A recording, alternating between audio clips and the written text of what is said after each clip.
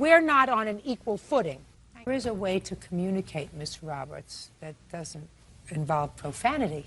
You do understand that? Yes. Now, how old are you, madam? 26. And how many children do you have? I have 4. And how many fathers do your 4 children 2. have? 2 for the youngest, 2 for the oldest? Yep. No, she told me. Shh. Sorry. How old are your children? 9, 8, 6, and 5. Okay, then it's over. You say no. Yeah, Well, it's in top good of the shape. line. I was a top of the line model in my year too, sir, but this car is now 20 years old. It's in good running order. It's in good shape. On here, like 92,000 miles on I'm it. in good shape too, but I I'm can still tell. what I am.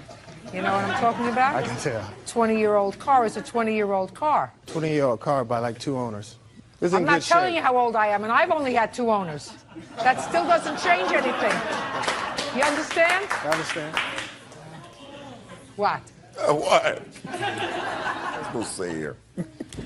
Mr. Smith, I'm not saying anything bad about your car. I'm just saying it's an old car, sir. It's an old car, It's not an antique. It's just an old car. but it's a Cadillac. That's Me different. too. Helen Levi says her daughter's ex-boyfriend, Dion Burdette, crashed 2 of her cars. Helen says on the second occasion, Dion was driving drunk. What's your first name? Jennifer?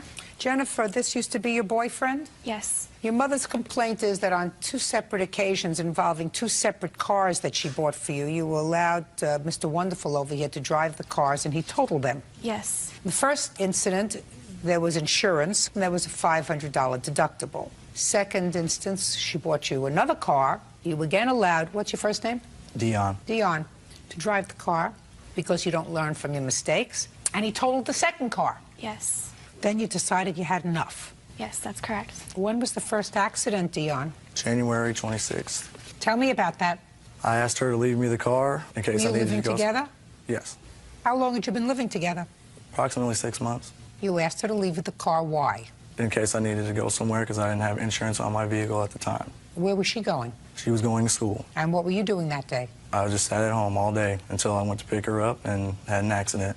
Was that a weekday? Yes. Well, were you going to school at the time? No, I wasn't. Were you working at the time? No, I wasn't. Why not? I'm not really sure, Your Honor. Well, how long was it that you weren't working, Dion? Approximately 3 months. Who was supporting you? Get her a copy of that book, Beauty Fades, Dumb as Forever. You were supporting him? I wasn't really supporting him. My parents were helping me pay the rent. I was just helping him out. So your parents were supporting him? They were. News to me. See what you find out? What do you do for a living? I'm a housewife. And your husband? He's an investment representative. So he works. Yes, he does. Very hard. How long have you been married? 22 years. In the 22 years that you've been married, how many months has your husband been out of work? None. Never. Never. Right? Never. How old are you? 22 years old, Your Honor. Before you moved in with Jennifer, where were you living? At my parents' house, Your Honor. What does your father do? He is an airplane mechanic at O'Hare Airport in Chicago. Do you ever remember a time when your father sat around eating bonbons for 3 months and not working? No, I don't, Your Honor. Why do you think that is, Dion? Because he has children to pay for, Your Honor. Because he likes to eat. Yeah. And he doesn't like to live in the street. No. Now, when you left your parents' house, were you working? Yes, I was. Where were you working? Cub Foods. Doing what? I was in the meat department, cashier. Dairy What happened to stocker. that job? I lost it Why? due to too many absences. Why were you absent? I was sick, road conditions, stuff like that happens. What was wrong with you? I had the flu. I mean, For 3 months? no, not for 3 months, but I mean, I was out of work for 3 months. All right, now let's get to the first accident, Dion, because I've tortured you about your responsibility in growing up long enough, because even I'm getting bored with it. I don't know if I'm getting through to you, sir. If you want to be a grown-up and live out on your own, you have to work. 22 years old, still not fully cooked, probably, but that doesn't mean you live off the kindness of strangers. She's a stranger to you. She has her own children, and if she's supporting her daughter, and if her husband is supporting her daughter, they don't have to support you, too. That's true. Thank you. So you asked her to leave you the car just in case she wanted to go looking for a job that day. True. I almost forgot how entertaining this could be. Sort of forgot how dumb people can be. All right, so you kept the car so you could go and look for a job, but you didn't go and look for a job. Where did you go, Dion? I didn't go anywhere. You mean the car had an accident in the house? Like How I did said, that happen? Explain that to Officer Byrd. He would really like to hear that. I was on my way to pick her up from school, Your Honor. Had you gone anywhere else that day? No, I You haven't. just stayed home and watched Oprah? Yeah, I guess. That's what you say. No, you tell me what you did. Oh, well, I didn't watch Oprah, but What I did you watch? TV. You watched me. Yeah. Sometimes, yeah. Like I said, like You would said, have watched me entertaining. more frequently, Dion, you would never be here today. Never. That's true. Happened. That's true. That's true. Okay, so you went to pick her up from school, and what happened? I was at a four-way stop. I stopped at the stop sign, looked both ways, looked forward. Nobody was going, so I started going. Here comes a car. Bam. Took off the front end, airbags, everything. Okay, so this car came out of nowhere. Well, it was sitting at the stoplight, at a stop sign, when I looked left, and it wasn't going, so I just barely tapped on the gas, just started going, and then here comes this Mustang out of nowhere. The plaintiff says you got a ticket for failing to yield. True? So then I guess the accident was your... No. Did you pay the ticket? No, I didn't. Did you have a trial? Yes. Were you found guilty or not guilty? I didn't go. Well, if you didn't go, then you were found guilty. No, I wasn't, because they still got the insurance money. I We're proved not my talking point. about insurance money, we're talking about ticket. You got a ticket for failure to yield. My question is a very simple one, Dion. You have to pay attention. I know you've been resting your brain for a long time, so you should be able to pay attention to what I'm saying to you. Ticket. Did you pay the ticket? No, I didn't pay the ticket. Was the ticket dismissed? Yes. Was it dismissed after a hearing? I'm not sure. Oh, I don't even want to go there anymore. Right? All right. So that's the first accident. And that car was totaled. You had a $500 deductible. Correct. When your daughter called you and told you that the boyfriend had totaled the car, what did you say to her? I didn't know the boyfriend had totaled the car right at first. It was some time before I found all the facts. She told you she had totaled the car? She said it had been wrecked. How did she tell you it had been wrecked? It went through a stop It went through a- intersection. The road conditions were icy, had a lot of ice on the road. Who did she tell you was driving? I finally dragged it out of her that he had been driving. Did you lie to your mother, Jennifer? I had just told her that I was the one who got in the wreck because I didn't want to have to, Deal with... yeah, I didn't want to deal with the whole... All right, now that was January 26th. And then you said, okay, I'm going to get her another car because she needs a car to go to school. Right. How much money does your husband make? Not enough to be buying her a car every year or two because he wrecked it. Now, when did you wreck this second car, Dion? On or about May 20th, Tell me about that. I had dropped Jennifer off at approximately 10 o'clock p.m. Where? at her friend's house. Told her specifically Was this a Saturday or a Sunday? Saturday. Where were you working then? I was, believe, That's not so long ago, sir. Where are you working now? painting. Portraits? Houses? No, What? houses. Houses. You're going to have to stop paying me if you enjoy this job so much. When did you start painting houses? 3 months ago? So that would bring you into June. Now, so in May, were you working? No, I wasn't. I was in search of a job due to previous legal problems. What kind of legal problems? Truthfully, No, I want you to lie to me. I mean, I can if you want me to. I'm not going to, Don't though. be a wise guy, sir. I will grind you into the carpet. Go ahead. I got a felony and For about what? distributing marijuana, 1 ounce, 10 to 30 Oh, grams. that's what you were doing. Now I understand. In between painting and meatpacking, you were distributing marijuana. No, I did a favor for somebody that I thought was a friend and obviously wasn't, and told on me, and I got in trouble for it. I So it the was somebody middleman. else's fault. No, it wasn't anybody else's fault but my own for trusting somebody else. So you were doing a favor for somebody, you weren't going to get paid for it. Right. You weren't going to get a piece of the action No. for it. At least if you were selling it and making some money, I could understand that. You're a real idiot. All right. So now you're looking for a job. And in May, you drop her off at a friend's house and told her... Specifically that I was going to a local bar and have a few drinks and I'd be home early. Turns out I had a few too many and got a DUI. I blew up .242 Had a fatal accident, could have ended my life. Life-changing experience. Just a second. Wasn't fatal. No, it wasn't fatal. I mean, You have it to could have watch been. your words with Right. me. You have to watch your words. Sorry. You didn't kill Let me anybody. read it. No, I didn't kill anybody, but it could have easily happened. I ran into a pole going 70 miles an hour. So why aren't you responsible for the car, sir? She willingly gave me the car knowing I was going to the bar. I didn't pressure her. I didn't put a gun to her head and say, give me the car. She said, okay, be back early. And I accept full You wanna do it? responsibility for drinking and That's driving. okay, because I'm going to enjoy this. You just go ahead and do your thing. So your defense is that it was not your fault that you were given the car because she should have said, you can't take the car if you're going to drink. Leave the car here and go, take a bus to go to the bar. I accept full responsibility for drinking and driving. I'm paying for it dearly. I have the papers right here to prove it. How are you paying for it? I have 100 hours community service. I have $1,900 in fines, and I lose my license for a year or maybe more. Well, how does that help Miss Levi? I've given You- Jennifer $600 already. You've given her 6, is that right? That's correct. Okay. So you accept responsibility for this accident. It's not Jennifer's fault. No. Jennifer is stupid. It's not Jennifer. Jennifer's going to read the book, cover to cover, backwards and forwards. Don't hook yourself up with a loser. If you hook yourself up with a loser, you're a loser. What kind of school are you going to? At the moment, I'm just working full-time. I'm trying to save money so I can go back to school.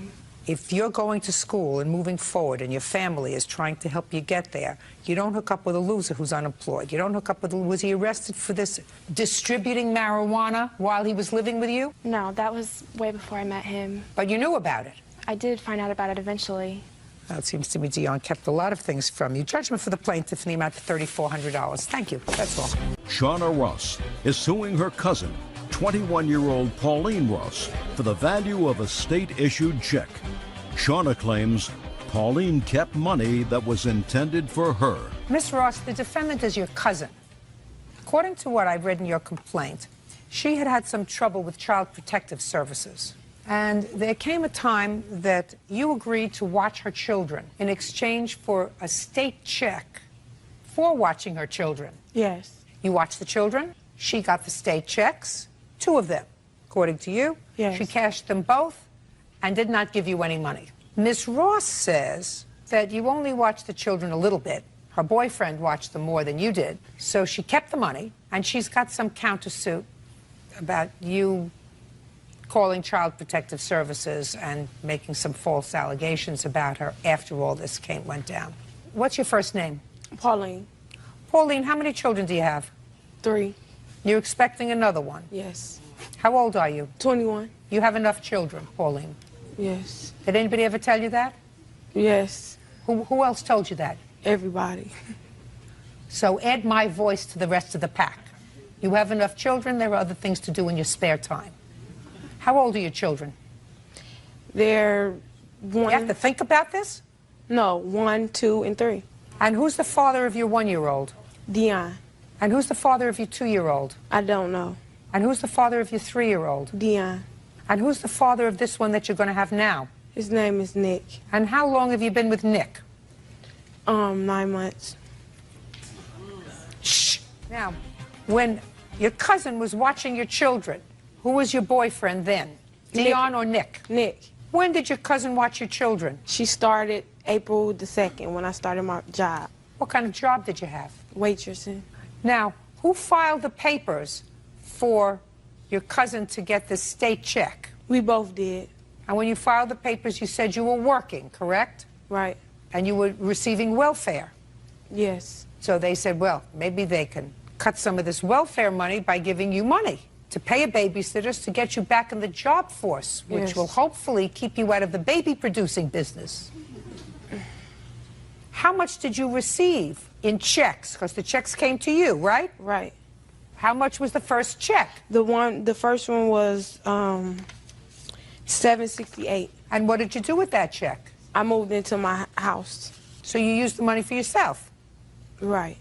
And how much was the second check? $384. And that was a babysitting check. Yes, it was. Well, Miss Ross, you don't get paid for babysitting for your own children. No. And Nick doesn't get paid for babysitting for your children because he hadn't filled out the papers. Right. So who do you think was Her, but not her, because she wasn't watching the kids like she was supposed to. And then April 12th, I got laid off. They cut my hours due to complications of my pregnancy. Yeah. So But how she was many still hours in- did you in fact work? 20 hours per week. How many After the weeks 12th. did you work? 3 weeks. 3 No, weeks? 3 weeks full time, and then they took me off. So were you telling me, what state do you come from? Michigan. The state of Michigan gave you $1,152 for 3 weeks worth of babysitting? No, no. You're Well, not you got the understanding. 2 checks just for babysitting money. Right, ma'am, she was calling in hours that she But wasn't watching the kids. Just a second. I understand that, but you have to sign off on it. I called Miss my- Ross, Pauline, Yes. you have to sign off on it. This is yet just another scam. If you don't think that I understand that this was just another scam, I have do. the paper saying that I called and said my hours were reduced. It's right here. From the caseworker. Somebody had to sign off before you got the check, because the forms, she fills out the hours, but you have to sign off on it, that she did in fact work those hours. Isn't that the way it works in Michigan? Yes. Of course. Works that way all over. Right? Otherwise, any babysitter could file and say, I worked 20 hours this week, unless the other person for whom she is allegedly working signs off on it. So if you people don't think that I understand that this is just another scam on the state, you're wrong. I got it. You worked 3 weeks and got checks for $1,152. You know what I'm doing with this case? I'm sending a tape of it to the state of Michigan so they can come after you and take the money out of your welfare money. This was a good scam that the 2 of you cousins cooked up together. No. Because there is no way that I believe. I didn't say I got paid for 3 weeks. I was working full time for 3 weeks. I called the caseworker. Here's the paper, the document showing when I called to say that my hours were reduced to 20 hours per week. So therefore, she supposed to have cut down the maximum hours which she supposed to call in. Miss Ross, you are not entitled to keep that check. I know that. So, just a second. So why did you keep it? Because she wasn't babysitting the whole time. You don't get it. Why don't you just send the money back to them? You don't move into your apartment with it, madam. You don't take care of your expenses with it. That's not what the money is for. That's what welfare is for. That's what Dion is for. Well, Dion don't help. Well, that's your problem. That's not Michigan's problem. You can't keep this money. You get welfare. The fact that you don't like how much you get doesn't mean that you can scam the state out of another $1,100. I didn't scam. I paid the person that was watching the kids. Yeah, show me. Nicholas. Show me. I want to see the person who was watching the kids. Me and Nicholas spent the money together for it, and I paid Lakeisha. Listen to me. Lakeisha wasn't authorized by the state to watch your children. Neither was Nick. And you don't get paid for watching your own children. Madam, if you think that I'm going to give you $1,152, you are out of your mind. What the state should do is, and I'm going to send them a copy of the tape, is go against her welfare checks to redeem $1,152. And then let them decide where the $1,152 is going to go.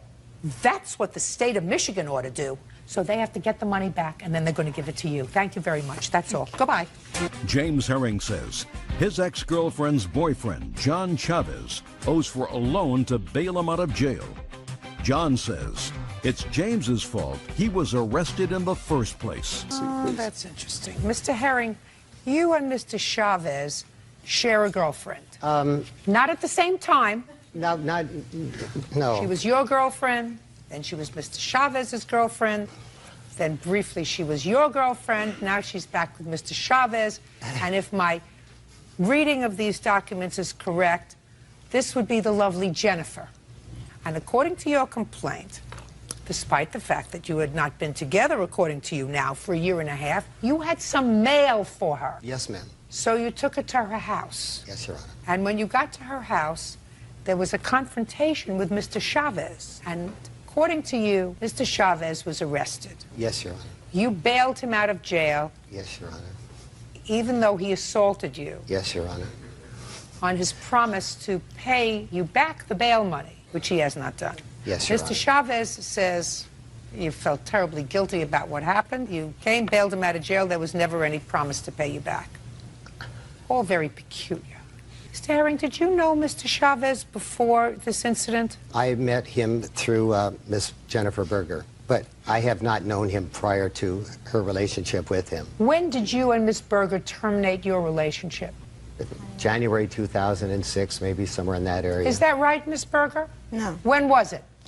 It's over 2 years. I've been with Dawn for over 2 years, so. No, don't look at him. Look at me. I've been with Dawn for over 2 years, so it has to be. Okay, you lived together? Yes, we lived together at one time. How long did you live together? About 2.5 years. What kind of work do you do, Mr. Herring? I'm a stockbroker, venture capitalist. What kind of work do you do, Mr. Chavez? Hardwood floors. What kind of work does the lovely Jennifer do?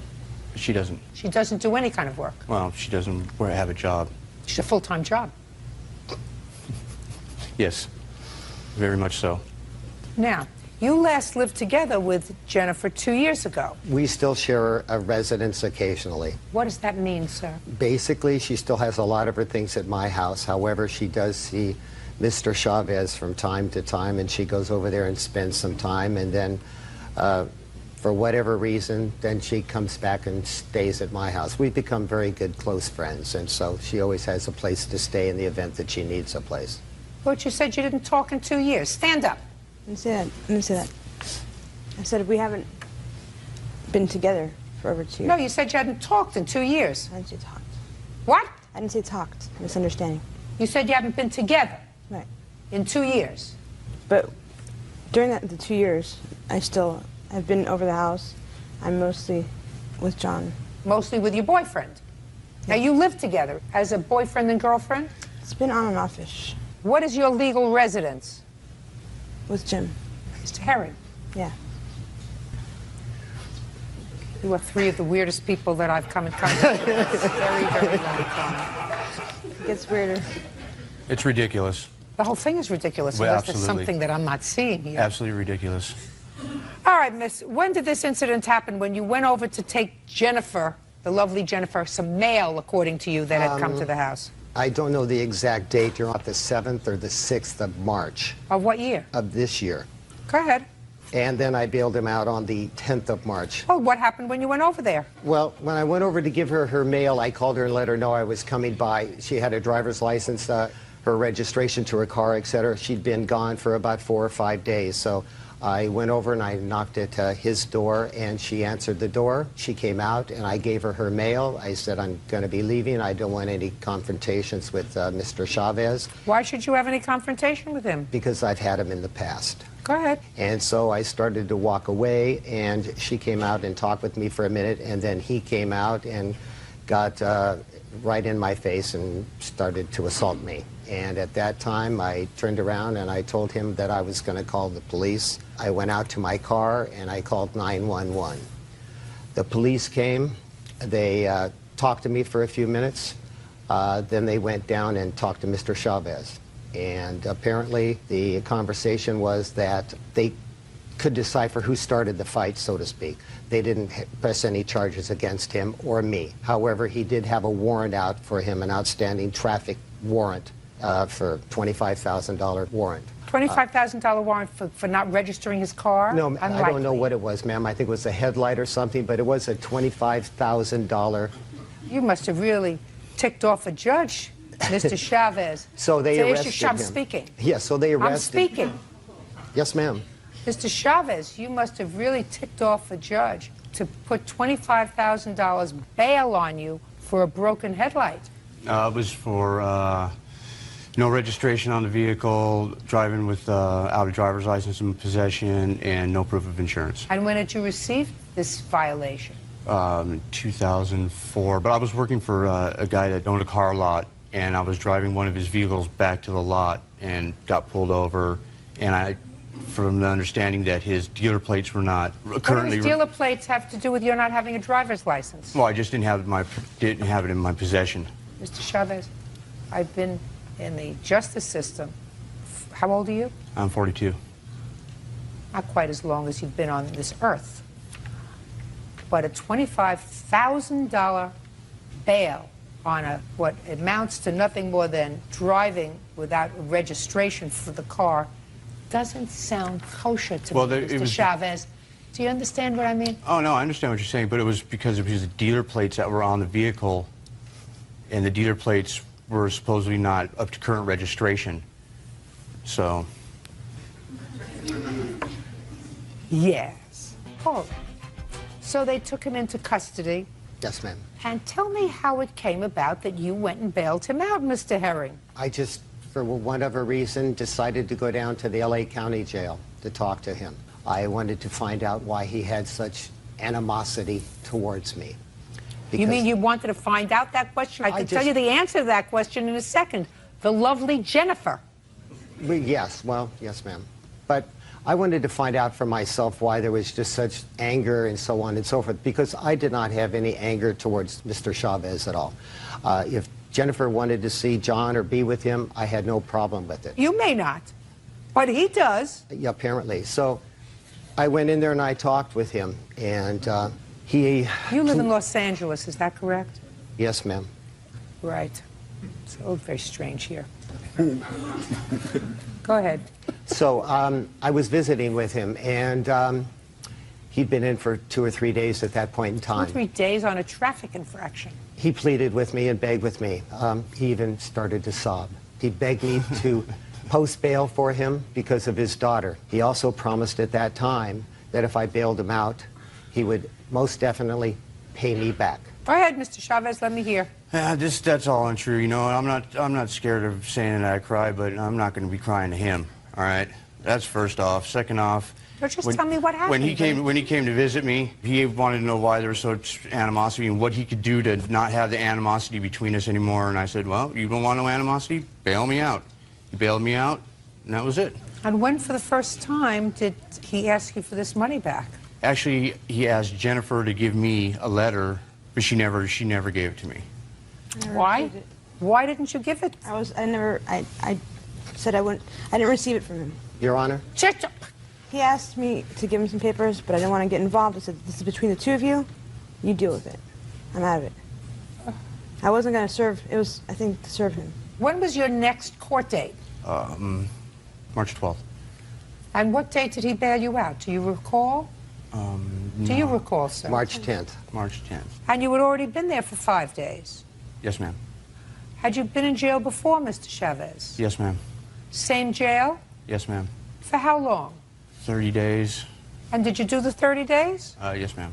So, doing 5 days must have been easy. Yes, ma'am. Mm-hmm. Mr. Herring? Yes, ma'am. I don't believe he promised to pay you back. I believe him. I believe him when he says that you said to him, what can I do to make this right? And he said to you, bail me out, and you did. Because I don't understand why, if the lovely Miss Jennifer had gotten her license and a registration for her car, you drive a car? Huh? License is suspended. For what reason? For driving under suspended license. Your license is suspended for driving on a suspended license? DUIs. And DUIs. Combination of the two. You people are all too confusing and I'm much too old. Mr. Herring, you can't have it both ways, sir. If Jennifer, and she's clearly with Mr. Chavez, I suggest that you cut all ties with her. I don't know what Miss Jennifer is doing for you that allows you to believe that someone who is living with somebody yet has an avenue to come back to live with you, you know, as sort of a safe haven. You're a safe house. This whole thing is very, very bizarre. And your visit to the jail is even more bizarre. And the fact that you fronted money for his bail is even more bizarre. And I'm a very easygoing, you know, meat and potatoes Brooklyn girl. I don't get all this mishigas. Your case is dismissed, Mr. Herring. That's all. Kenny Loud says neighbors Keith and Tammy Cavanis owe for the return of 2 dirt bikes. The defendants are countersuing for harassment and defamation of character. Miss Loud, you and the defendant were neighbors. You purchased 2 dirt bikes at some point, and then according to your complaint, you and your husband separated. You couldn't maintain the payments on the bikes, so you sold them to your neighbors. Okay. And they acknowledged that you did, in fact, sell them to them, and the price for the 2 bikes was, I believe, $1,800. Is that correct? Yes, ma'am. You made only $300 worth of payments, is that right? Yes, 3 ma'am. payments of $100 each. Yes, ma'am. And your last payment was in February? Yes, ma'am. She wants her money. Do you have a defense? We attempted to make the payment, and she refused it. Show me. Here's the return. That's the receipt for the money, or the certified letter, and that's where they refused it and sent it back. We called her. March 23rd. When was your payment due? On the 15th. Of we what? called her on March 15th. So she sent us a text on March 14th, and we had gone out of town and we had forgotten about it. So we called her and told her we were out of town and asked if it would be okay if we paid it on the 20th when we returned. And if not, my nephew had access to our funds, and he could bring it down to her right then because it's only a few houses down. And she said, no, it's okay, wait when you return on the 20th. And then she went on, started talking about other issues. Your Honor. Go ahead. Okay, and when they were out of town, they did not call me. I called them on Sunday. And Sunday, what day? Sunday was March 15th, I believe. And they told me at that point that they were out of town and that their nephew could pay me the money. I had talked to their nephew during the week. He did not mention anything about the money, and neither did I, because in February... Why didn't you pick this up? Did you get this certified I wasn't mail? at home. I had somebody staying with me due to the threats that he had said to me Just a second. when I went to collect the money Hold on, March 20th. Hold on. I don't understand this. This is addressed to you. This is addressed to you. This envelope brought the wrong. and this name is addressed to you. I'm sorry, if the receipt that Don't show me the receipt. That you filled out. I brought the wrong envelope. That you filled out, madam. This is addressed to you. I know, I'm sorry, Your Honor, I brought the wrong envelope. Well, that's not my I problem. know it. I messed up. But It's very messed up. It's very messed the up. thing is, she came to our useless. house and she refused on the 20th It when we doesn't make any returned, and she difference. refused. Oh, you have no defense for not paying up for the bikes. What's your defense? The defense that she came to our house on the 20th. When we returned, we told her we were going to pay on the 20th. She was not home. She showed up at our home intoxicated, demanded the dirt bikes back. And we said, no, Kenny, you said that it would be okay when we returned on the 20th that we would pay you. He was there. He was a witness and saw I that want she to know refused. today, as you stand here, what your defense is. Right now, you have the 2 dirt bikes. We had the cash to give to her. We tried to Right give it to her. She now, refused you it. have the 2 dirt bikes. The deal was that I lost a job, so we did not have to pay on the 15th. The deal was that we The could contract pay. does say the 15th, but she said she'd work with us. We'll And work with it. I want to know, you're standing here today, what is your defense for not paying her for the merchandise that you have? That she would not take the payment when we tried to Well, take what it do to you her. think she's doing here? To check out my makeup? she wanted the bikes. She wanted the bikes back. She wanted the Her bikes back. ex-husband returned, and he wanted the bikes back. She told us I in didn't, February I he don't, wanted the bikes hey, back. I mean, thick. Are you people just thick? We offered her the payment on the 15th. What defense do you have today for keeping the bikes and not paying for them? The fact that you're annoyed? We attempted. We had the money. We want to pay him. We want to pay her. We wanted to pay it. Oh, so And you she want to refused finish? it. Yes, we That's wanted what- to make every payment on time. We wanted to make the payments early. Fine, well, you didn't make your payment on time. All right, so right now they owe you $1,500 on the dirt bikes. On the now, dirt just bikes? what? On the dirt bikes, I want the return of the dirt bikes. I don't want the money. I want the dirt No, bikes yeah, because that's, that's not the deal. You're getting your $1,500 back. I don't care what you want. You made the deal. Now, you have some other repossession fees. I want you to show me where you paid a bill for repossessing the dirt bikes. I have not paid anything yet. Good, then you don't get I have that. an invoice. Then you don't get it. Even with the invoice saying, because I still No. have to pay it. No, I don't want it. But I'm curious, when did you hire somebody to repossess the bikes? I think it was around April 9th. You have that on the invoice? I don't know. I think the invoice is just dated the day that they sent it to me. June 1st is the date of it. No, not interested. Take it, throw it in the garbage. They didn't get the property. But I still have to pay the money. That's your problem, if you're going to pay the money, and I don't think you are. So far, they owe you $1,500. Now, you want to get to the last part of your lawsuit, which is defamation of character. Yes, ma'am. I was the assistant leader in a Girl Scout troop. She was the leader, and both of our daughters were in it. And on Friday, March 20th, is when I went over there to get the dirt bikes.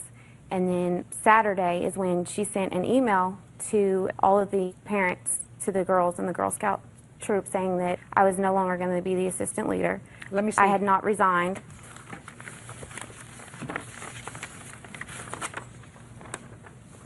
Just want to see what she says in it. I have mine also if you want to compare the two.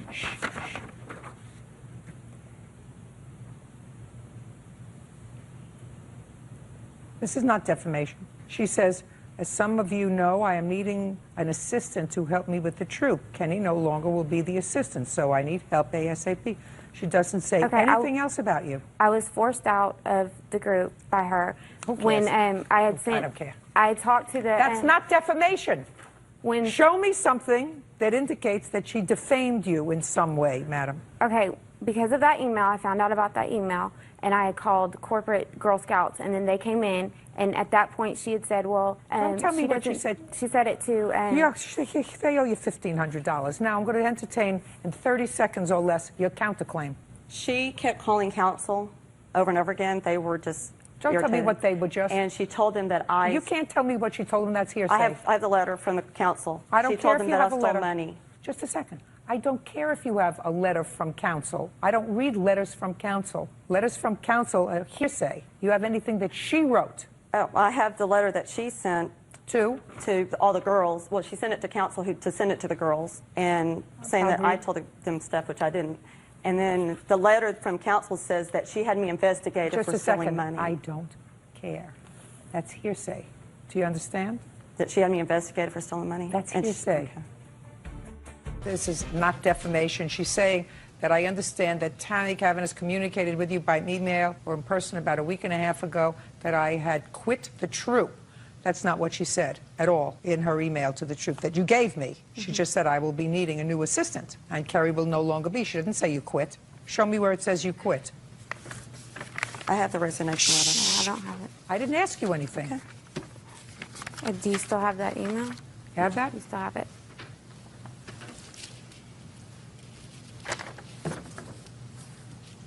Kenny will no longer be the That's assistant what she leader. says. She will no longer be. She doesn't say you quit. And it's all a matter of semantics anyway. It's nonsense, ladies. You owe her $1,500 for the dirt bikes that you have. Your counterclaim's dismissed. That's all. Parties are excused. You may step out. 26-year-old Ebony Dean is suing the mother of her late husband's son, Taishra White, for the cost of her stepson's orthodontist bills. Miss Dean, you were married to the defendant's former boyfriend. Yes, ma'am. And your husband passed away recently. They had a child together. Yes, ma'am. The child was primarily living with you and your husband at the time of his death. Is that right? Yes, ma'am. And at the time he was about 13? Yes, ma'am. How old is he now? 13. 13. This is your lawsuit. While he was living with you and your husband, you got braces for him. Yes, ma'am. Because he needed them. Yes, ma'am. And you took out a loan. Yes, ma'am. In order to do that. Your husband is no longer here. You want his mother to take over the responsibility of the rest of the loan. Yes, ma'am. And to that, his mother says she is not responsible for the loan because she never signed the loan papers. Correct. Okay. Can I see any paperwork that you have from the dentist? Yes. This is the recommendation to get the minor braces due to he had a... Just a second. Let me read. I can read it.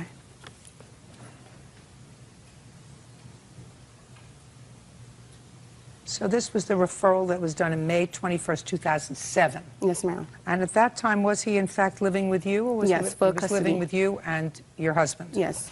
Okay. How much was the total bill? The total bill was $3,000 some odd dollars. Your Honor? Yes. If I could say something, please? Yes. About the recommendation and the dentist bills and all the records, I have never seen any of that. Doesn't make any difference. And about the... You paid. I read your answer. You paid, according to you, what you thought you could pay, which was $800. To keep the peace, Your Just a Honor. second. I don't care whether it was to keep the peace or not. It has really nothing to do with the loan, Miss White. It has nothing... Listen, I want you to listen to me very carefully. It has nothing to do with the loan. It has to do with your responsibility as a parent to give your child whatever necessaries your child needs. Your Honor, I understand that completely. No, you don't. I don't think you do at all. Your Honor. Just listen to me. Who are you?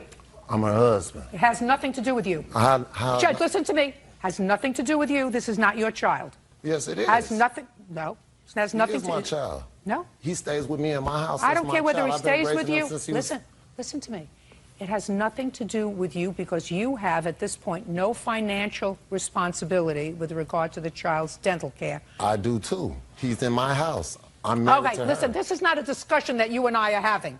We don't have discussions. I'm telling you what the law is. You have no financial responsibility for the child's braces. You don't. His mother and his father have a responsibility to ensure that the child gets whatever necessaries the child needs. Now, as far as the plaintiff is concerned, I'm telling you what the law is. This has nothing to do with her obligation under the loan. She is suing you because the child who required braces, because I must assume, and if you don't think that's true, you could sue the dentist for malpractice. The child that I must assume needed braces as a necessary, just like food, clothing, shelter, medical care, that's a necessary. Put him out, please. I just had a question. Mama, I don't answer your questions. Medi-Cal pays for them. He is on medical. You're not paying attention. Sir. Yes. You want to talk instead of listen.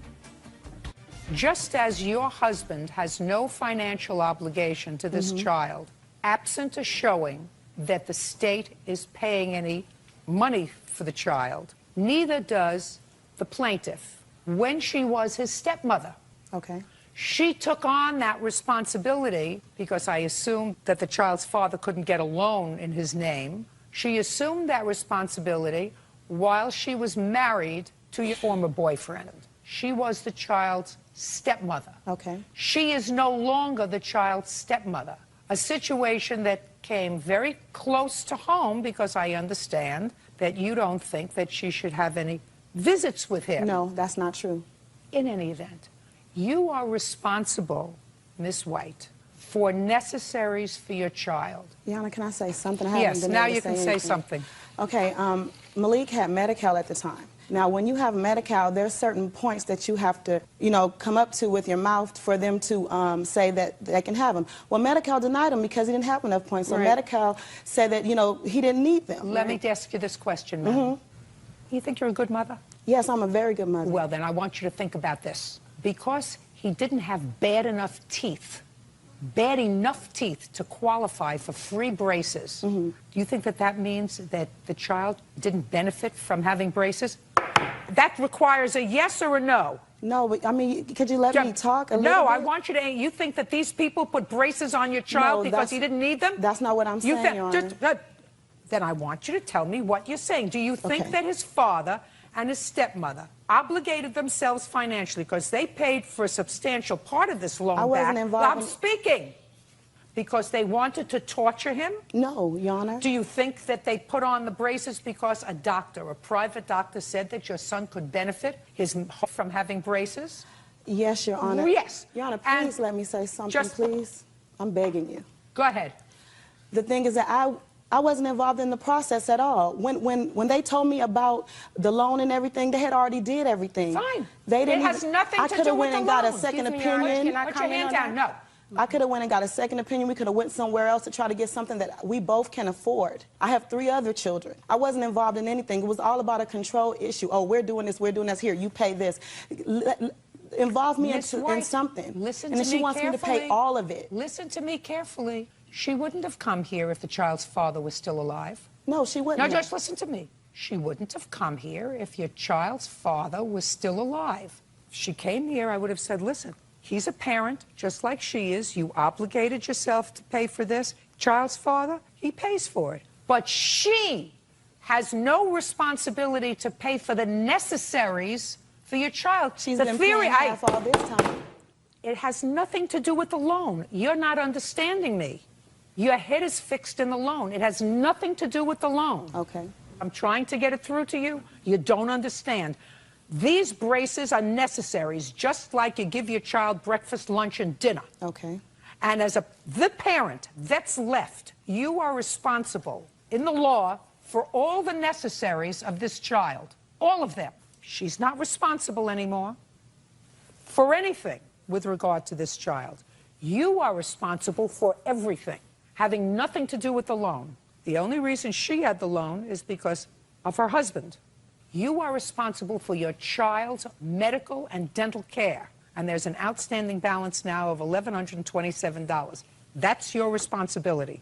And if All your of it? husband, all of it, all of it. So she didn't assume responsibility in paying half of it. She's not her. No, it's not her child. It's your child.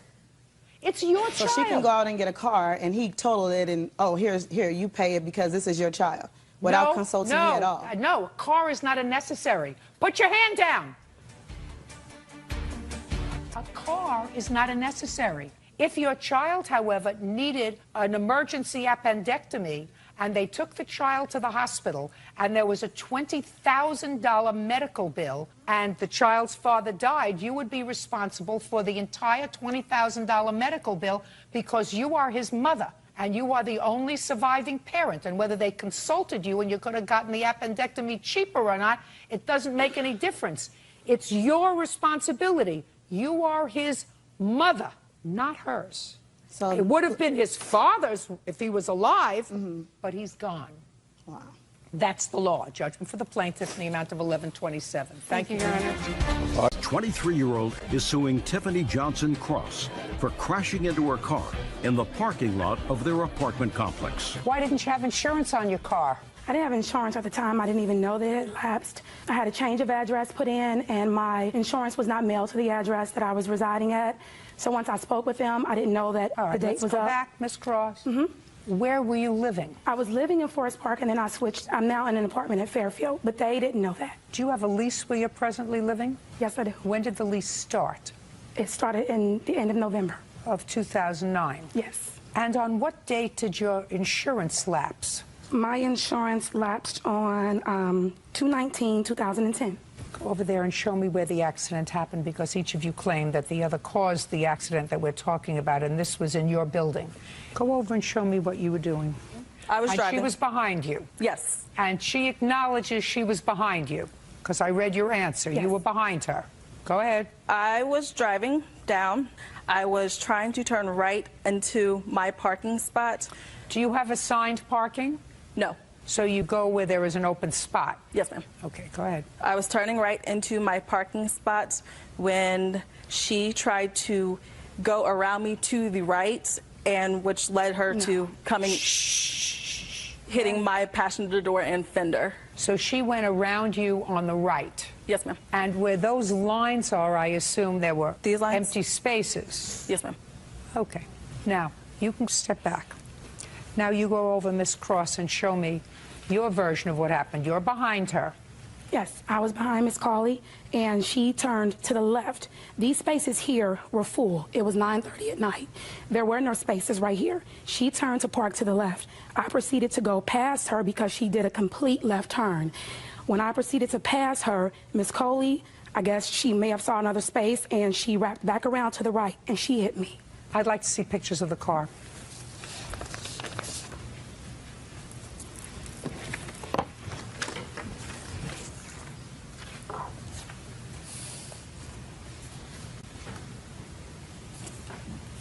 I want to see pictures of your car.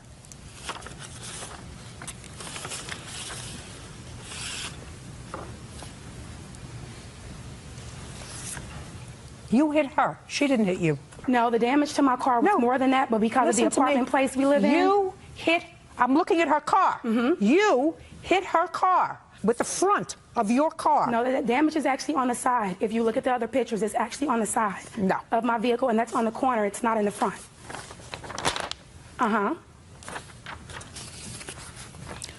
Middle of her car. Where is front that? Because I didn't of hit your the, car. I didn't hit the middle of her car. I hit the front of her passenger side. Perfect. That's exactly what I said. No, I'm not saying that I hit her. What I'm saying is that's where our cars collided. Listen, Miss Cross. Yes. I know exactly what happened, and you had no insurance. Did you ask her to report the accident a couple of days later so that you could have your insurance reinstated? No, I did not. You didn't? And it wasn't because I didn't have insurance. At the time, I didn't know that it had lapsed until I called to talk to my insurance company, and then that's when they told me. I immediately reinstated my insurance. Go I ahead, did not Ms. hit Coley. her car. She hit me. Go ahead, Ms. Your Honor, Coley. No, you hit her. That's why we're here, for me to make that decision. I can see from the pictures you hit her. I don't see how you get that from the pictures. Listen, you want to look at them? You can. But that's what my job is, to look at it, to look at that, to listen to the story, and to make a judgment as to whether or not you were trying to get around her because you were trying to exit and she was trying to park. I don't think you were trying to get her parking space. I don't think that No, I don't even live over that area. Only one attitude here, and that's mine. You weren't trying to get her parking space. You were probably trying to exit. But you hit her car because you couldn't wait an extra 2 seconds for her to pull into the spot. No, I could have waited. She turned left with no Listen to signal. me. You can't talk over me. No, I can't. That's what the pictures show, that you hit her car. That's what the damage to her car show, that you hit her car. That's what the damage on your car shows, that it was the front of your car that hit her car. It's exactly what she describes in here, that you went around her. How did I go around her if she turned to the left? Okay, can I see your estimate, please? That's the actual estimate right there.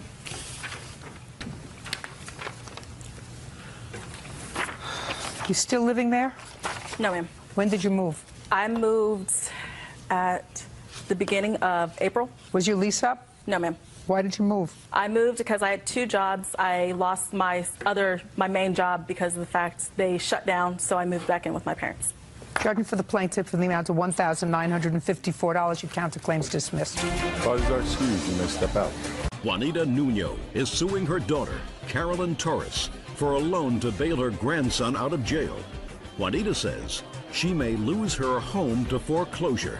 Ms. Nuno, this is your daughter, and according to your complaint, you made your daughter a series of loans. She hasn't paid you back. Your daughter says, yes, it's true that you gave her some money. They were gifts. You do that to all your relatives, and you're singling her out for repayment of these gifts because she had a fight with your other daughter. Is that right, Ms. Torres? Yeah, that's right. What did I just say? I owe her money, I guess. I don't know. Yeah, I don't know. They're gifts. To me, they're gifts. I heard what you just said. Are you okay? Yeah, I'm okay. Did you have anything to drink today? No, I don't drink. You use any drugs today? No, I don't. Well, then explain to me what your problem is, Ms. Torres. I don't have a problem. Who is that? My kid's father. Do you live with him? When I want to, I don't know, when I want him there, I guess. Step up, sir. What's your name? Anthony Torres. How long have you been with Miss Torres? About 20, 21 years, off and on.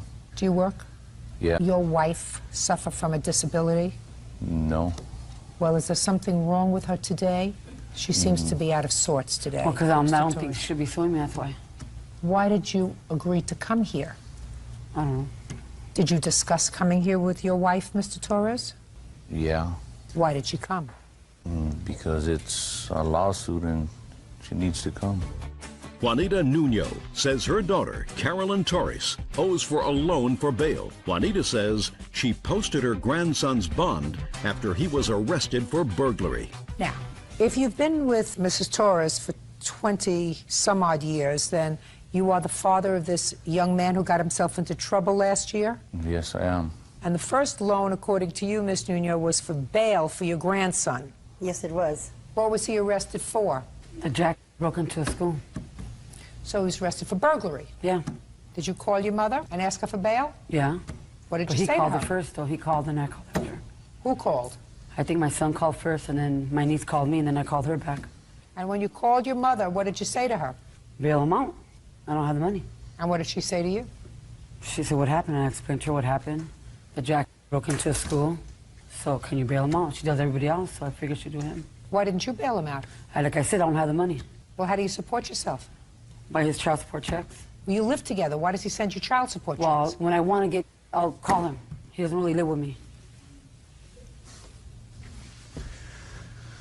Miss Nuno, you really expect her to pay you back? Yes. From what? She applied for Social Security, and she was supposed to... What was the nature of her disability? She has arthritis in the spine. That's inherited. It comes down the line. All of us have it. So she applied for Social Security disability. Yeah. And they were going to grant it to her. All she needed to do was take a physical exam. So you expected her to pay you back out of her disability from the government? Well, not only from that, but from my son-in-law. And I believe him because he never lies. Well, did he promise to pay you back? He said he would pay me back. He would pay the bonds people, so that would be good enough. Is that right, sir? Yeah, that's right. So why didn't you pay her? I intend to, I just haven't had the chance to do it. It's a year and a half ago, almost 2 years. When are you going to do it? As soon as I can. So after they didn't pay you the $1,600, 6 months later you gave her another $2,000. You want to tell me why? Because I beat her daughter. That's why. That's exactly what happened. She lent me money to move out because I beat her daughter for stealing my child support check. No, Judge Judy. Yes, that's what happened. I billed Anthony out in November. You got $1,600, Ms. Nuno.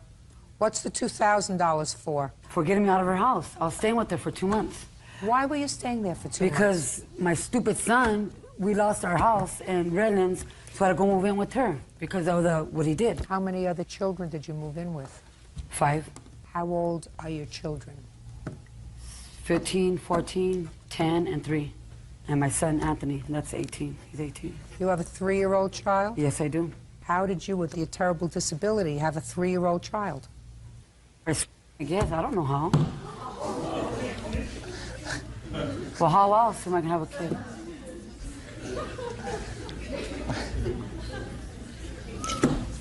Judge Judy, you wouldn't believe it. You will not believe this.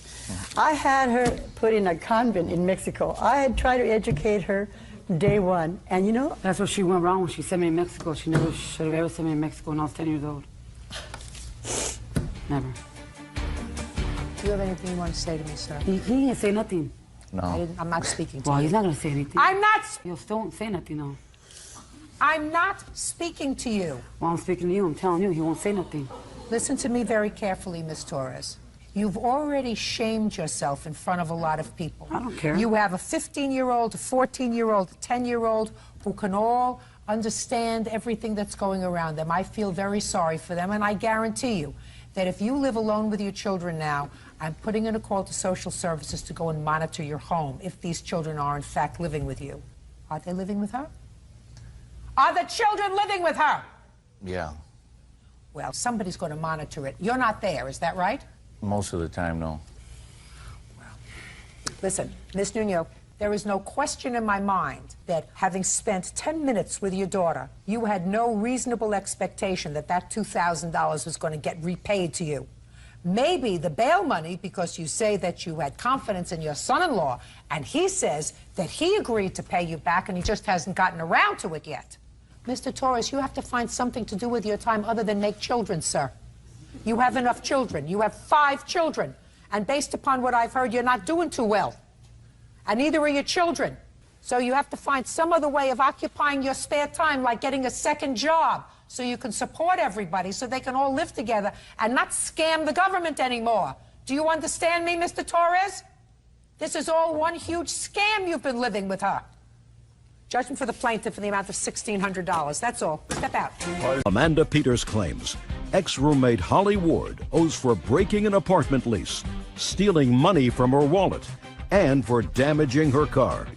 Miss Peters, you and Miss Ward were roommates. It is your claim that after a failed road trip that didn't work out as well as you expected, Miss Ward decided to stay home. Yes. And she left you in the lurch with the lease. You want her to pay the rent. In addition, you say that she stole some money from you and that she at some point damaged your car.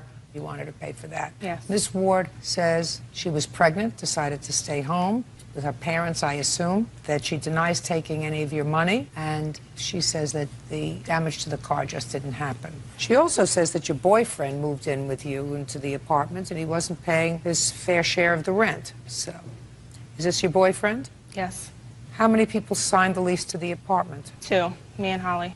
Did Holly have a boyfriend living with her? No. But your boyfriend was living with you? He wasn't living there. He was. Yeah, he is. Yes, he lives was. there. He lives there. Don't tell me he wasn't living there. He lives there. Okay. Don't speak unless I speak to you. You want me to get the address that you listed, sir, when you filled out the forms for this program? Yes. Do you want me to get the forms that you filled out with the Yes. address? I put 718. And who lives there? My mother. What's your mother's phone number? She doesn't have a phone. Oh, everybody has a phone, But sir. there's a number you could reach her at, but she don't have a phone herself. You get what I'm saying to you, madam? Yes, ma'am. Good. When did you sign this lease with the defendant? On December 1st, 2006. And when did you take this road trip? In the beginning of April, like April 15th. Where's the father of this baby that you're having? In Ohio, And where are you living now? Alabama. Who went on the road trip? The 3 of us.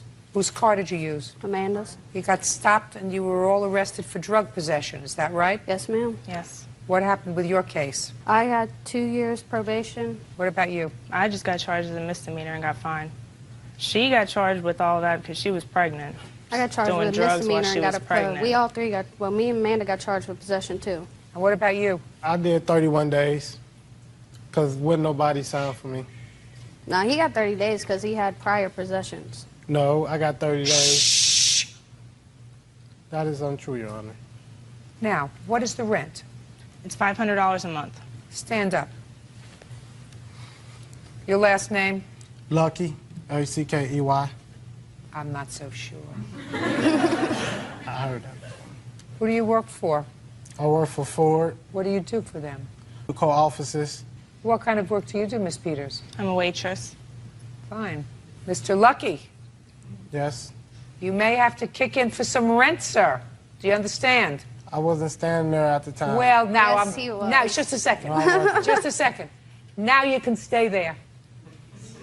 Well, she shouldn't have signed Lucky, my lease. Mr. Lucky, when did you arrive from Ohio? We arrived Tuesday. You arrived Tuesday. Yesterday. Shh. Yes. And where are you staying? I'm staying at the Sheraton Hotel. And where are you staying, Miss Peters? At the Sheraton Hotel. In the same room? Yes.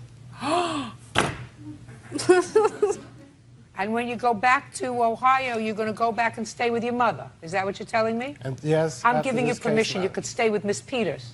I didn't And now want to you're stay going to with pay. her because And now of you're this going to pay issue. the rent. Sit down. Who brought the marijuana into the car? All three of us did.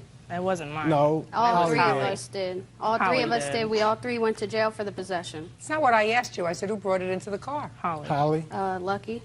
I didn't. Lucky sells marijuana. Okay. That's No, his no, job that's prior a lie. to Not 2 true. months before. He didn't have this job now. That's a lie. She Now, made that up. shh. Now, when is your baby due? I already had him. You already June had your baby. 29th, yes. And who's taking care of your baby now? My mother. Baby healthy? Mm-hmm. Weren't stupid enough to smoke marijuana while you were pregnant, Actually, I were was. you? Yeah. That's how she got 2 years. That's Was drinking and a whole bunch of other stuff she I did didn't while she drink was with my pregnant. baby. My baby was perfectly Yes, you healthy, did. born 4 weeks early, didn't need anything. 6 pounds, 8 ounces. great. Okay. So now, Miss Peters, Yes.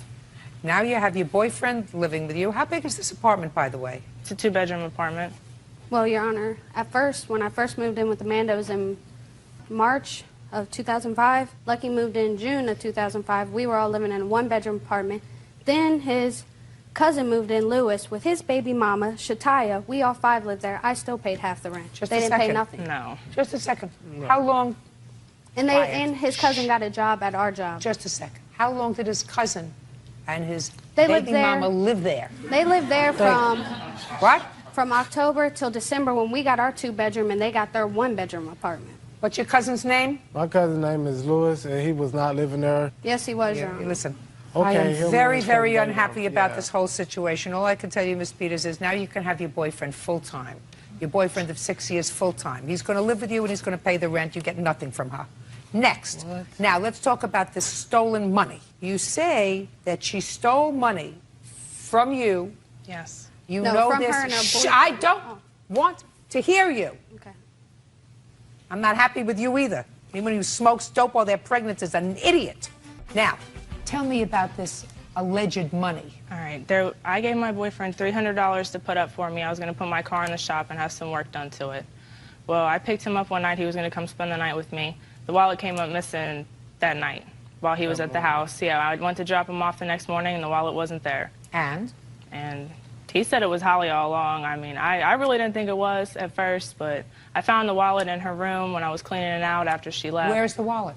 It's right here. Let me see it. Can I? Shh. Okay. When for the first time did you tell Holly about the missing wallet? I didn't tell her. You didn't tell her? No, she was in Alabama when I found it. You didn't call her? No. No, I'm not saying when you found it. Listen to me. Miss Peters, when the wallet came up missing, she had to have been there. Otherwise, how could she get it? Not from Ohio to Alabama. No, she has it that was very months long ago. arms.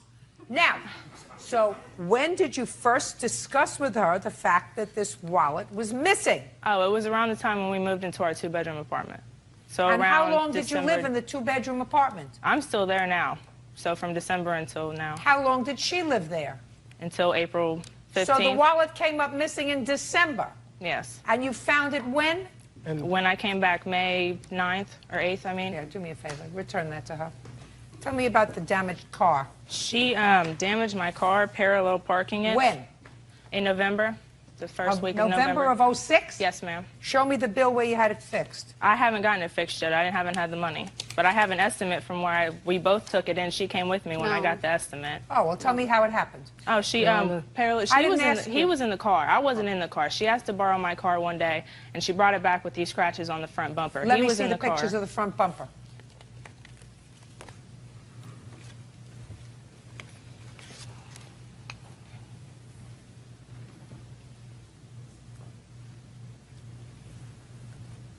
How did you scratch the bumper? I didn't scratch the front of her car. Who did? Lucky. He was on his way to school in November, and at a red light, he hit the back of another car. I have a picture of the truck that she hit also with the dent in the bumper Just a where second. she hit She says it was Lucky. That's It a lie, wasn't. Your Honor. She went with me when I got the statement. I did not go with her. I was at work when she got that statement done with Lucky. She had borrowed Amanda's car, and I needed to go home that following morning. He was living she with had- us. Why would I take him home? don't want you to interrupt. If you interrupt again, it's not going to be good for you. Do you understand? Yes, ma'am. So on the way taking me home to my mother's house, she was trying to parallel park in front of another car, and she hit the back. On the way, she was trying to parallel park? No, when we got to my mother's house. Why park if she was just dropping you off? Because she was parking to drop me off. Why was she parking to drop you off? Why didn't you just come? She was the driver. Yeah, I don't believe it. Goodbye. You all deserve each other. That's it. Case is dismissed. Take him outside for a quick. Julie and David Cotton are suing family friend, 18-year-old Dylan Strittmatter, for crashing a golf cart during their wedding reception. Dylan claims he is not guilty. Who was getting married? Julie and I. According to your complaint, Miss Cotton, your family lives on the river. Correct. Is that where the wedding was? Yes.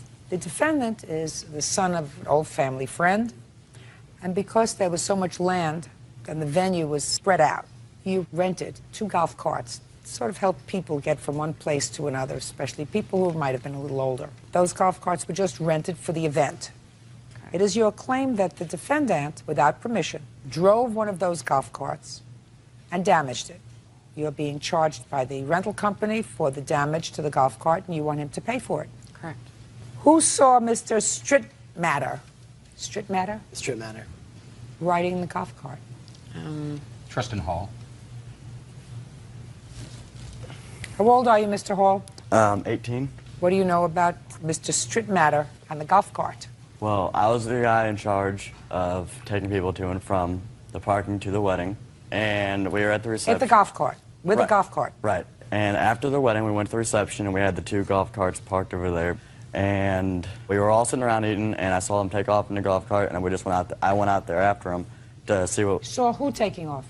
Dylan and Greg. That's Dylan would be you? Yes. And who's Greg? I'm Greg. Perfect, I love it. No, I didn't ask you to go over there yet. Well, I didn't ask you to go over there yet. Okay. That is a lot. I didn't go over. Go ahead.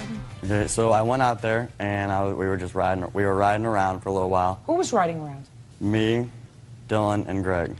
How did you get on the golf cart? Because I went out there. When I saw him riding around, I walked out there. So you walked outside, and the 3 of you got on the golf cart. Right. Well, they were on it first. I went out there after they were already on it. I went out there. Who drove? They were driving. We all took turns driving. Who drove first? Tristan drove first, but there's also a 4th person in the party. Their son Chase was also in the golf cart, and he also drove it with us. Is that right? Chase was in the golf cart, yes. So who drove first? I guess I drove first. Who drove second? Chase drove second. Who drove third? I drove third. All right, what happened next? Okay, so we're driving around, and we were just driving around with the golf cart, and after a little while, I said, okay, we should probably bring this back. So we were on our way back down this road, and that's whenever he thought he could make it through these 2 rocks, if that's what you want to call them. They were more like boulders, and then he just ran into one of them. Now, did you know you weren't supposed to be driving around in that golf cart at that time? In the back of my mind, I did. And did you know you weren't supposed to be Hey, did you look at me? Did you know you weren't supposed to be driving around in the golf cart at that time? Yes, I knew that. Did you know you weren't supposed to be driving around at that time? And I assume he wasn't supposed to be driving around that time. That's correct. So what are you suing him for? Because he had been drinking at the wedding at my mom's, and I had told him to put it down, and I saw them take off, but mind you, I'm in the middle of my reception, and I heard them, and so did my friends, hear them screaming, "Come on, let's go get on the golf cart." It was just those two, and they were drunk at our wedding.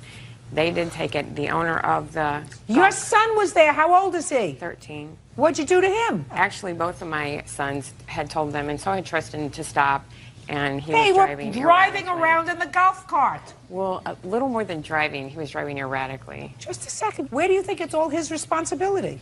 Because he was told to put it back, and he didn't. Who told him to put it back? All of them. They did not. They were driving around with it. They did not tell him to put it back. What are you, nuts? Listen, Miss Cotton. Yes. If you're telling me that you saw them get in the golf cart and drive around with it, and you didn't leave your reception to go and stop them from driving around with it. My oldest son actually did. He's not here. You, not your son. Your 13-year-old was in the golf cart. Right, but my oldest son also took the keys from them. Did you see that? No, but they all told me, and the They owner can't of the tell you golf anything, cart. Miss Cotton. You have a responsibility. A golf cart is an attractive nuisance. That's what it is for young people. That's why your 13-year-old got in the Well, I golf mean, cart. he admitted to wrecking it and told us he was sorry. They were and all involved in it. If anything, he's responsible for a quarter of it, not for the whole thing. Your son is responsible. Therefore, you're responsible My for a son quarter. is 13. He's responsible for a quarter. He's responsible for a quarter. He's not responsible for the whole damage to the golf cart. They shouldn't have been in the golf cart to begin with. And if you saw them and you're the grown-up, you should have seen to it that they weren't in the golf cart. Can I say something? Listen, if you knew he was drinking, what's the drinking age where you are anyway? 21. If he got hurt and he had been drinking at your wedding, he would have owned that house on the river. I can't control him. He's not my child. Oh, yes, you can. You can put him out of your house.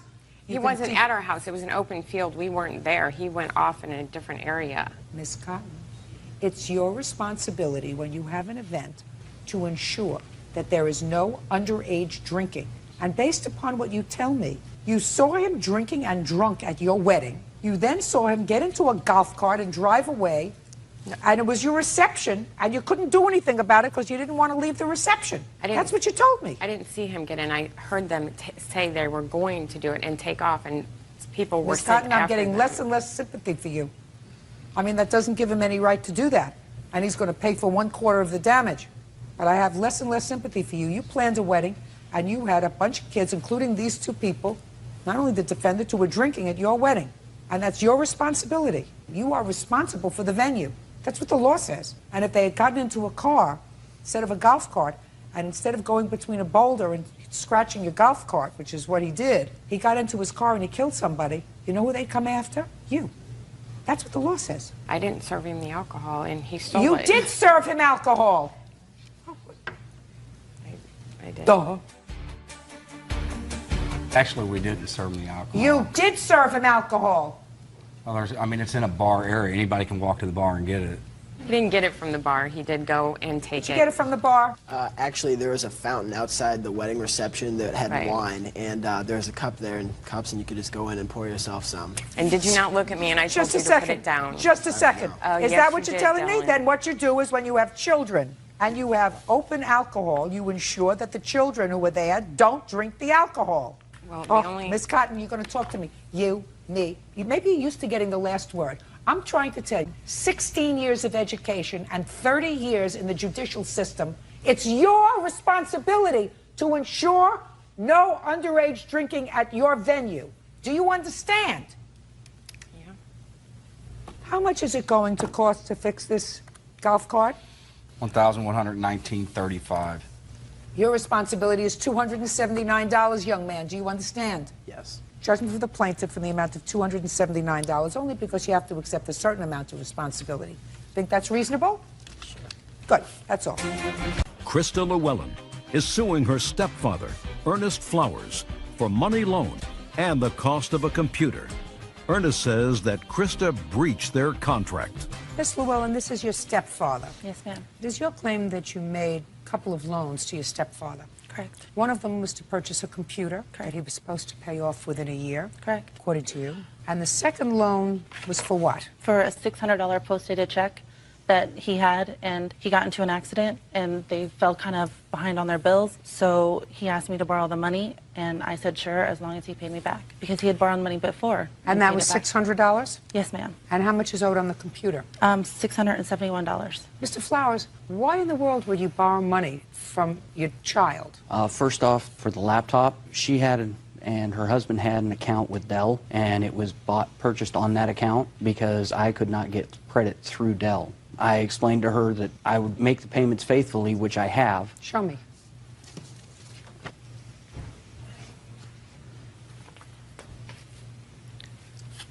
There's 3 months worth of payments. It shows that each month the payment was taken out. When was it purchased? It was purchased in February of 2006. You're just showing me 3 months worth of payments. Yes, ma'am. That's all the further back that I can go with my bank. No, but you can get a statement from them as to how much you owe. How much was the computer? I believe $2,000. No. How much was it? A little over $1,000, like $1,029, $1,039. Is that there? Well, I have a printout from Dell, yeah. Can I This see is it, please? everything. So the computer was purchased in 2006. Yes, ma'am. March of 2006? Yes.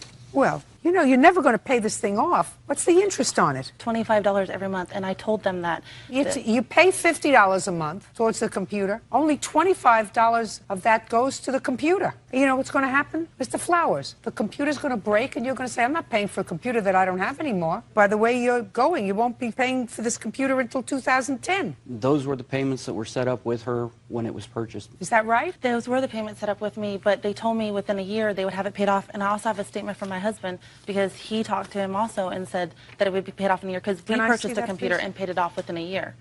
Did you tell her you'd have it paid off within a year? No, ma'am, I didn't.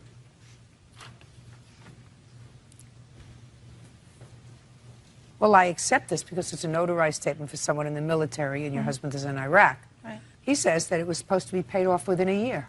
I was in a car accident on June the 13th and planned on, when I got my settlement, of clearing that bill. And? And I have not received a settlement yet, so... Well, when do you intend to get that, sir? I have no idea. It is in the lawyer's hands right now. Fine. As soon as you get it, you have to pay off the $671. Yes, ma'am. But he has been paying, according to this, he has been paying it Yes. every month. Mhm. So next time, don't let anybody use your credit. Correct. I can't do anything about the computer. Now tell me about this other check, sir, for $600. When Krista and her husband first came back from Germany and Krista moved in with my wife and I, a couple days after they moved in, I'm not sure exactly when the date was. I know the date they moved in was June the 15th. And she pays you rent. She was paying $200 every 2 weeks. So she was paying you $400 a month rent, Yes, ma'am. which covered what? As far as the rent on the house that I rent, it's $725. So So she was paying more than half of the rent that you were paying. yes, and she was not asked any money for the electricity, power, So or who gas. cares? So who cares? And she wasn't cares? asked any money to help with the food. That's or not anything. true. I was asked for money for the utilities, and I have proof, and I also have a witness that she couldn't pay her utilities the first month that I moved in. So when I moved in on June 15th, I gave her $400. She give you money for utilities when she first moved in? Gave him $400. She gave me nothing, ma'am. You gave it to who? I gave it to him and my mother. What about food? I bought my own food. I have an 11-monthly baby food, and I have an 11-year-old, and I purchased my own food. So she's paying you sufficient rent to live with you? Nice that she was paying you rent at all. My children, when they come home, never pay rent. Most don't. So I still don't understand the $600 loan. Before he left, he and I were out in the garage, and he handed me $600 and said that he wanted me to take care of the payday loan that I had. Your Honor. Shh. Go ahead. I explained to him at the time that I did not have the money to pay him back for that, and he said that was not a problem, that they had gotten extra money out of their taxes, and he wanted to help us out because we were helping out by having Krista live there while he was over in Iraq. Sounded like she was helping you out. Sounds to me, Mr. Flowers, as if you were in certain financial distress, because if you took out a payday loan, it means you didn't have money to cover your own bills. Otherwise, people don't take out a payday loan. And she was paying more than half of the rent on your house. So I don't know who was helping whom. Certainly, I didn't see you doing anything for her. Her mother helped out with the baby, not you. I don't see what she got out of living with you. As far as I'm concerned, I was at work. I worked 9-10 hours a day. You don't make enough money, sir. And your expenses exceeded what you earn. She was helping you out. And at the time out in the garage, when her husband gave me the money, It's not what he says that here. was a gift. It's not what He he says. It's just not what he says in his notarized statement, sir. Your Honor. I can't help that. It's not what he says in his notarized statement. In any event, you should have been able to take care of yourself. You're a grown man. You don't take money from your children. You owe her the $600. What else? $180.42 for a gun that he had in pawn. Well, tell me, that's curious. I want you to tell me when you got it out of the pawn shop for him. I got it out on September 6th of '07. I went in with my sister because she was paying a pawn, and I saw his gun in the case actually for sale. So my mother's not such a nice woman. She just pawns his stuff for money and doesn't tell him sometimes. And I like Ernest. I think he's a really nice guy. And I mean, without her, he's a really nice guy. So I called him and I said, Ernest, did you know that you are going to lose your gun, that it's for sale? And he said, I didn't know that. And I said, the guy said that you could get it for $180. Did she call you from the pawn shop? She called me from the pawn shop, but she stated that the reason why she was calling was because the gentleman at the pawn shop had gotten strict instructions from me when I dropped it off there that he was not to release it to anybody but me. He admits to owing me for the gun, though. No, because Yes, he does. I didn't ask you to go pick the I gun have up. a statement that he sent to small claims court saying that he owed me for the gun and for the dog. Let me see. Let me see. Let me see. Good. He admits to owing me for the gun. It says, do you agree that you owe the plaintiff money? Yes. If yes, how much do you agree that you owe? $344. I want you to look at this, sir. Did you remember you filled this out? Yes, ma'am, I do. But it says that you owe her then for the vet bill and the $180 for the gun. Because she had asked me afterwards to be paid back, and because of the fact that she was nice enough to do that, I was going to pay her back to be nice. Good. Now, But then, perfect. Then Perfect. she So you files pay this it back to be nice. Good. So far you owe her $780. Anything else? Yes, I would like the return of my rent because I paid them rent on the 1st of October, and on the 3rd, they threw me out. They had my stuff packed. They gave me 5 minutes to get my stuff. They kept some of my stuff. They broke some of my stuff. Why did they throw you out? Because my mother's got split personalities, and she's just crazy. She's not Why the did you same throw her person out? from day to day. The specific reasons I don't know. All I know is I got a phone call from my wife stating that Krista's attitude was to the point to where she wasn't willing to deal with it anymore. Fine. So and she you owe, gave her- you owe her rent. No, ma'am, because of the fact that the extra utilities that were used. Forget the extra utilities. It's ridiculous, Mr. Flowers. She paid you the rent the 1st of the month, and you threw her out the 3rd of the month. You owe her rent. We did not throw her out. She was given the opportunity to either stay or drop her attitude. She chose to leave. You can't have a tenant, and you have to make up your mind whether you treat somebody as a tenant or your child. If you treat her as rent from her, if you treat her as a tenant, and you tell her, well, I don't like your attitude, either you have to drop your attitude or you have to move out. That's throwing her out. Can't have it both ways. She has her $200 rent back. That's $980. Anything else? No. Good. Judgment for the plaintiff in the amount of $980. Thank you. That's all. 19-year-old Gabriel Chavarria says ex-girlfriend Erica Kallick owes for burning his clothes and punching him. Erica is countersuing, claiming Gabriel gave her a black eye. Mr. Chavarria, the defendant is your former girlfriend, according to your complaint, after an argument at your sister's house. Is this your sister? That is correct. Miss Kallick assaulted you, and later she burned some clothes that you had been laundering at her house. Miss Kallick says she didn't burn your clothes, she doesn't know what you're talking about, but that you assaulted her during this altercation, and she is counterclaiming. Now, when did this altercation take place at your sister's house? On October 7, 2005, Tell me about it. I was in the process of moving my clothing from my friend's house to my mom's house. So I asked Erica if I can do my laundry at her mom's house, and she said yeah. Why didn't you do the laundry at your mother's house? Because she doesn't have a washer and dryer. Do you have a key to that house? No. How did you get in? Her brother was there. Who was this? That's her brother. Did you let him into the house? No, he wasn't there. Like, I don't remember him letting him in. Don't speak. Okay, go ahead. Okay, and I did my laundry, and there's some things that I dry, and then there's other things that I hang up. So I hung up all my clothing in her closet. You hung up wet clothes in her closet? I hung up my jeans, some of my work shirts, a couple sweaters, and that's about it. Go ahead. So I went and picked her up at about 12:30. Where did you pick her up from? From school. Where do you go to school? At Spokane Community College. What are you studying? I'm going for administrative systems. What time did he pick you up at school? 12:30. And where did you go? We went back to my house. When you got back to your house, was his laundry dry or wet? When he left them from his friend's house, they were still in his trunk.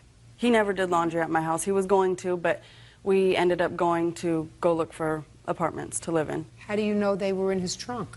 Because he had brought them from his friend Mike's house. What I'm asking you, Miss Calick, is how do you know his clothes were in his trunk? Okay, I don't know. I'm assuming that they were. Fine. What did you go to your house for? Because we went and got a paper, and we sat there at my house and like circled apartments and called and made appointments to go look at the apartments. Where was your brother? He was in his room. Did you see him there? Yes. Did you go into his room? Yes. He didn't come out to you. You went into his room. Well, not at this time. He was... I'm just asking you a question. No, I went into his room. That's what I asked you. Next. When we were looking for apartments, we went to one place and we didn't really like it, so we decided to go to my sister's house, Clarissa. Me and Clarissa's ex-boyfriend went to the store, and when I came back, my friend Mike said Erica's in the room talking to her ex-boyfriend. So I went to listen on the phone to see if it was true, and she was on the phone talking. Just a second. What do you mean you went to listen in on the phone? I went into my sister's room to And you listen. picked up the extension? Yeah. That's pretty gross. Okay. Then I went into the room and asked Erica why she was calling her ex-boyfriend, and then she said, "Why do you care?" And I was like, "Because I'm your boyfriend." I was like, "Would you want me to be calling my ex-girlfriend at one of your brother or sister's house and then be trying to hide it from my sisters like you're doing, like you're gonna go cheat on me or something?" Then she got up and she's like, "Oh, you're always so jealous," and she started cussing me out and screaming at me. Then I took the phone from her, and then that's How when did you get the phone from her? Because I told her to leave. Well, so far, all I'm hearing is, and I said to her, how would you think you would feel if it were me talking to an ex-girlfriend at your brother's house? And I took the phone from her. Tell me how you took the phone from her, sir. The phone is in her hand, yes. And then I grabbed the phone from her. Okay, well, now we get to the grab part. Her hand, and what happened when you grabbed the phone from her hand? I told her to leave my sister's house. You grabbed the phone from her hand. Did she pull back? No. She just gave you the phone? She didn't give it to me. She tried to keep it in her hand. Well, that's what I'm asking you. Pay careful attention. Life has a certain rhythm to it. There are certain natural things that happen. Yeah. And when you get to be my age, things become more natural. You know, if it doesn't make sense, it usually doesn't happen. So that she's talking to the ex-boyfriend on the phone. You go to grab the phone out of her hand. She pulls back. You pull back. So now you're in a struggle for the phone, right? Correct. And then what happened, sir? So I had the phone in my hand. How did you do that? I took the phone from her hand. You overpowered her. That is correct. And? And then that's when she hit me in my temple and once in my nose. And then I pushed her. And during the whole thing, that's when my sister walked in and was trying to pull us away from each other. And so I was walking outside, and that's when Erica pulled me back in and was hitting me all over in my neck, in my chest, in my back. And then I hit her in the eye because it was for self-defense. I didn't know what else to do. I couldn't get away from her. So the police came, and what happened when the police came? Okay, before the police came, I was outside smoking a cigarette, and then Mercedes, Erica's daughter, came outside and asked me if I can give them a ride home. I said, yeah, and that's when Erica came barging outside and slammed the door open, and the door hit Mercedes in the face and gave her a bloody nose. And I was like, Erica, what are you doing? And then she said, look at my eye. And then I was like, look at my face, Erica, look at what you did. If you didn't hit me first, I wouldn't have to defend myself. What injuries did you have on your face? I had cuts and bruises above my eye, under my eye. I had a couple lumps on my head. And when the police came, did they arrest you? No.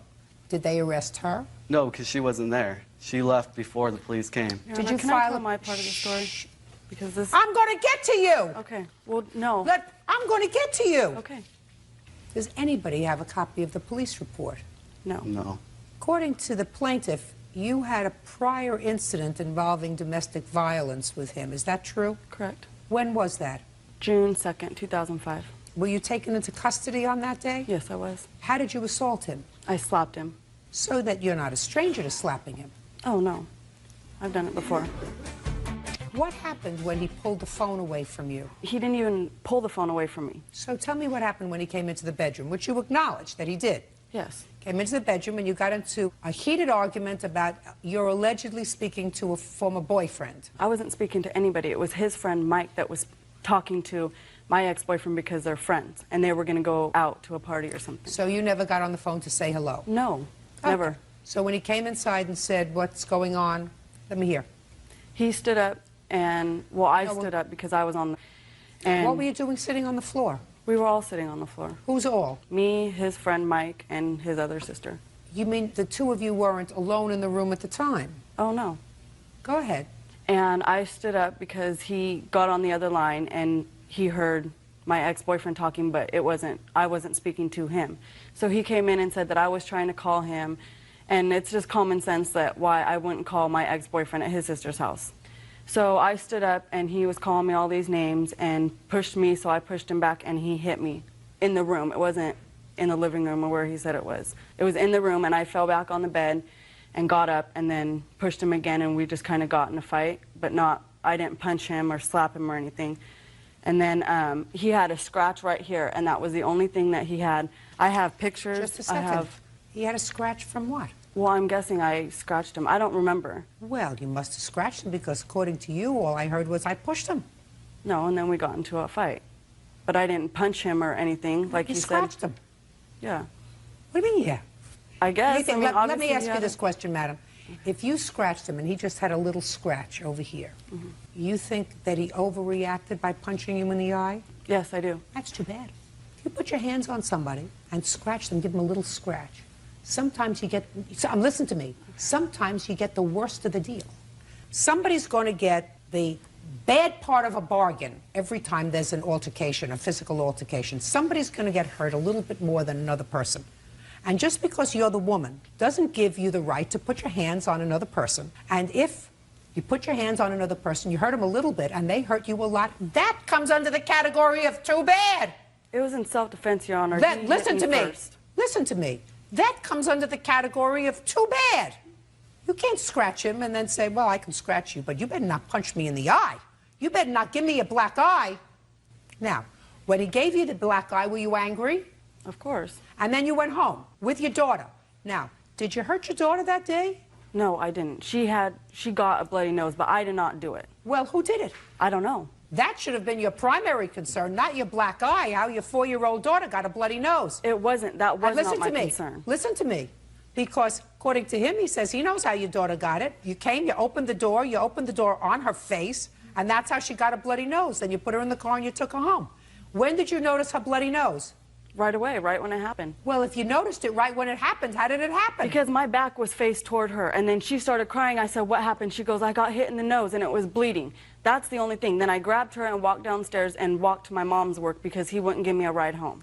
Let me see an inventory, sir, about what you allege was in her house. All my clothes were in her house, but I had to go and get new clothes. These are just the receipts of all my clothes that I had to buy. And here's a letter from my supervisor from all the scratches and cuts and welts on my head. Listen to me. I believe she assaulted you. I believe that you hit her and gave her a black eye. Terrific. That's quite a way to behave in front of a 4-year-old. Put your hand down. You went in there angry. If I believe what you say, sir, if I believe what you say, which is different from what she says, you put your hands on her first, only by trying to take the phone away from her. That is correct. You struggled over the phone. You have no right to put your hands on anybody in an aggressive way. Put your hands on her in an aggressive way if I believe you. I believe somewhere in between these two stories is the truth. But if you each wound up with a couple of scratches and a black eye, it sounds to me like you deserved each other. How do you know she burned your clothes? My sister called her later that night and asked Erica how she was doing, if her eye was okay. Up here. Tell me your last name. Chavaria. Did you speak to her later that day? Yeah, I called. Just a second. You called to ask her if her eye was okay? Yes. What did she say? She said it was still black. It was still hurting. And? I asked her how her daughter's bloody nose was, and she said it was better. And I said, well, Erica, don't throw away his clothes. And she said, no, tell him I'm going to burn him and throw him away. I said, Erica, don't cause drama, because, and then she's like, no, and then she hung up on me. Sit down.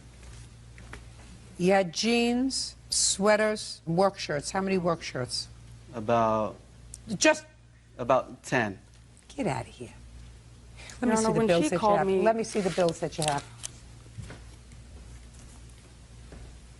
Ronna, can I say something? Go ahead.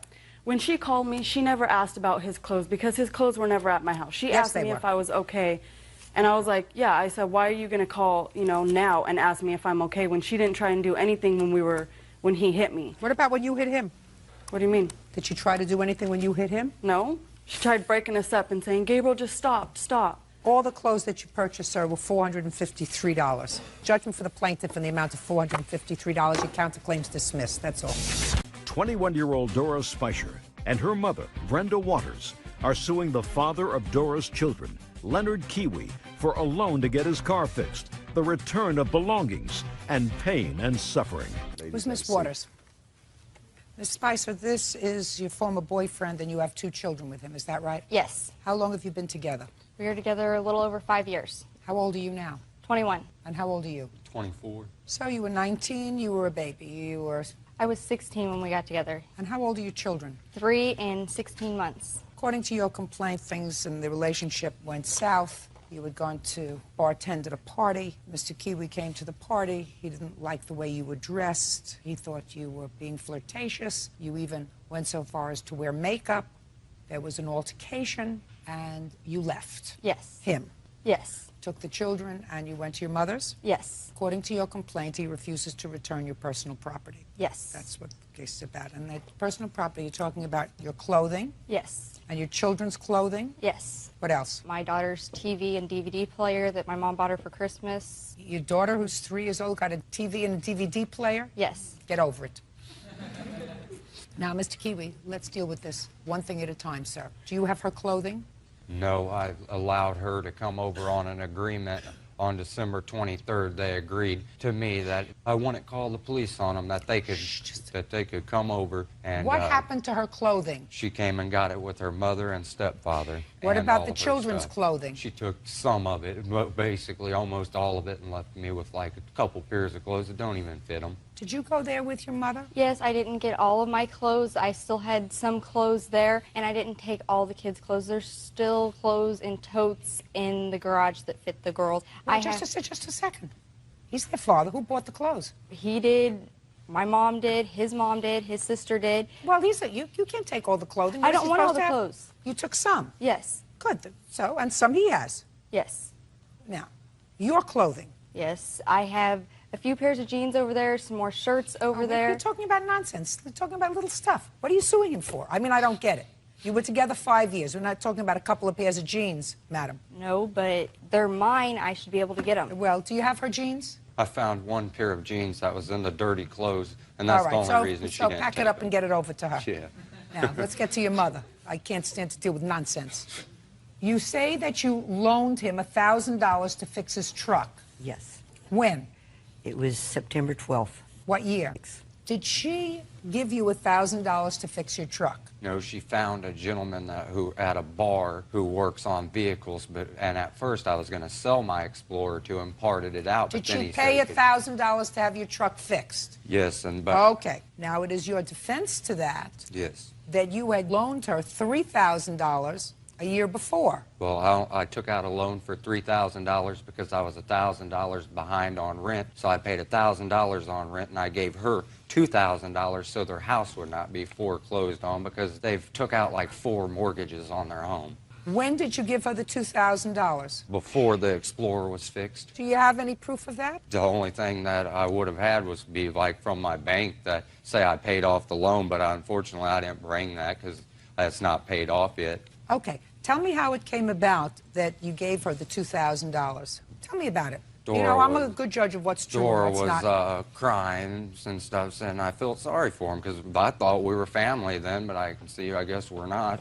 And I was just being nice and helping No, him tell out. me how it came about. Did she come to you and tell No. you she needed the money? No, she spoke to Dora, and Dora was telling me about it. Look at me. When was it that your mother fell? Look at me. I didn't finish the question yet. When did your mother fall behind in her mortgage payments? It was back in 2005, and he did loan her $2,000, but it wasn't from a loan. It was with his 2005 income tax. I don't care what it was from. 2006. Your mother said it was 2006. It was 2006. So, how much money did you receive from him? $2,000, and it was paid back in monthly payments of $500 a month, starting with the month of April and ended in the month of August. Show me. I gave it to Dora, and they paid their rent with it. She gave me cash. This was never brought up about the $2,000. This was prior. We'd borrowed the money from him, and I've only got one mortgage on my house. I don't have 4 mortgages. Whatever, you have 4 mortgages, you have 1 mortgage. He loaned you $2,000. When? It was in March. March of what year? 2006. And what month did she fix the truck? September of 06. Yes. And how much did you pay him back, according to you? I paid him $500 a month for 4 months, starting in the month of April. It was originally agreed that we were going to start paying in May, the $500, but they were low on money at the time and stuff, so I started paying the money back in April. I paid him back $500 in April, $500 in May, $500 in June, and $500 in July. Did she pay you back any of the money? Not all of it. How much did she pay you back? I'm not sure. She'd give the money to Dora, like she'd say, and then Dora would say that she was paying us, but I didn't see any of the money. In what month did your mother give you the first payment of $500? Around the 3rd of April because we didn't have our rent money. And when did she give you the second payment? Towards the end of May because we spent it on my daughter's 3rd birthday party. End of May. And when did she give you the third payment? Sometime in June, I don't know when. And the last payment, I guess sometime in July. I don't remember the exact date, but she paid us back. And that's why she made the agreement to fix the Explorer for us because we were down on money then. Tell me how it came about that you paid this $1,000 for him. My daughter had called me. Scott also has a Ford Escort. It had... Just tell me, your daughter called you and what? Their Ford Escort was broke down. Scott did not have transportation to go to work. She was upset because she didn't want him to lose his job because the Escort was broke down. I loaned him some money to help for parts on that, and then I said that I would pay for the Explorer to be fixed so that they would have 2 cars that were running, because at that time Dora was trying to find a job so she could make income also. So I loaned him the money. I have a gentleman that I work where Listen I work. to me. You have no contract with him, your daughter. He you was, know, just because they're no longer together, which is what's happened, just because they're no longer together doesn't mean that you come to court and you claim things that really aren't so. Sounds to me as if he wasn't totally a bad guy. A little controlling, perhaps. You know you're a little controlling, Mr. Kiwi. Yeah. But doesn't sound like he's a bad guy. He thought you were all family. He gave you $2,000 from his tax returns when you needed it. He didn't even ask to see the return of the money. You say you gave it to your daughter. She did whatever she wanted to do with it. She paid bills, she paid the rent, she did everything. She never showed it to him. And he was the only one working, right? So he was making a family. Just because they're no longer together and things aren't good anymore doesn't mean that you come to court over a pair of jeans that was in the laundry and fixing the truck so that your daughter would have a car and the boyfriend would have a car. She never got the now, car. do me a favor. Do me a favor. I have other things to do today. You have a counterclaim? Yes, ma'am. Well, your counterclaim says that you don't see your children. Yes. That's your counterclaim. Yes. That's for a different court, sir. Okay. Are you in another court about seeing your children? Yes. Do you see your children now? Every now and then, but it's a very big hassle because they will not take my children to the designated spot because it is not in writing. So since it's not in writing, they make me go to their house, and they know I cannot go over there because they have an ex parte. And when I go over there to see my kids, they call the police. Her mother comes out and stepfather and tries to kick my butt. So I got ex partes against them as well, her mother and stepfather. What arrangement? Uncross your arms. What arrangements have you made for Mr. Kiwi to see his children?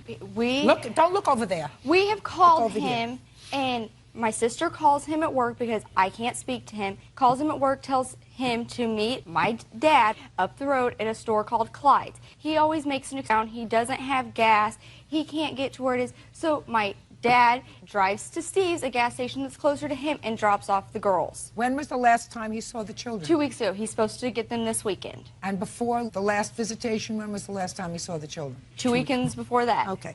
Well, you're going to have to deal with the courts about that, Mr. Kiwi. You understand that? Yes. I suggest that you get whatever you need in writing, get it in writing. Do you understand? Yes. Very good. Okay. This case is going to be resolved this way. I want you to go into the laundry, and I want you to get a pair of jeans that she left there, put it in an envelope, and mail it back to her. Do you understand? Yes. Other than that, the case is dismissed. Goodbye. Coach Kiev says her former live-in boyfriend, Jovial Monzon, owes for the return of property and for the cost to repair her home. Miss Kiev, how long did you and the defendant live together? We lived with each other for over 5 years. In your complaint, you say it was 6. 6 years, yes. That's when the trouble started. And during the time that you were living together, were you working? Yes, I was working. Continuously? Continuously. And what about the defendant? Was he working? No, he was always between jobs. He had over 5 jobs. How long were you unemployed, Mr. Monson? It was like a month. But other than that, you were working. Yes, ma'am. And how did you arrange your finances? In my paycheck, I pay the mortgages and bills. And what about with his paycheck? His paycheck, whenever he can help me, he'll give me some money. It doesn't seem like a very, very appropriate financial arrangement. Did you have a joint bank account? At one point, we did. Oh, fine. So you had a joint bank account. And when you had a joint bank account, did you deposit your paychecks? Yes, I did, but money was missing from the account. Plus, child support was pulling money from the account because he owed over $53,000 in arrear back payments, which I have evidence. You don't have to show me. I got it. You picked him. Right, right. Bad apple. Well, I would have figured that out if it's true within a year, not 6 years. You have no children together? No. Perfect. This is your complaint. You say that he trashed your house when he moved out, and you want him to fix up the house, that he also took all the property in the house. When he moved out, you want the return of value of your property. You also say that he has a car that was evidently in both your names. You don't necessarily want the car back, but you want your name off the title because you don't want to be responsible for the car anymore. Correct. Now, Mr. Monzon says that the car is just as much his as it is yours, right? Yes, ma'am. Who paid for it? Apparently I did. What do you mean apparently? What does that mean? Because she said that I didn't make the house payment, so then my check only paid the Montero, so I guess the Montero's mine then. I have. I mean, that's what she told me. My check wasn't making the house payment. It was just paying the bills in the Montero. Hello, how did you make the house payment then? Did you take any property from the house, sir? The property I took from the house... No, the answer is either yes, I did. Or no. What property did you take from the house? I took some furniture that I bought. That you bought when? When we were together. From what money? Is not an answer. Like August. From the money August? I mean, what'd you say about the furniture? I mean, you're confusing me, I'm sorry. I want you to try to pay attention, not try to think ahead. Okay. It will be too taxing for you. I want you to think of what I'm saying just at the moment. Do you understand? Yes, ma'am.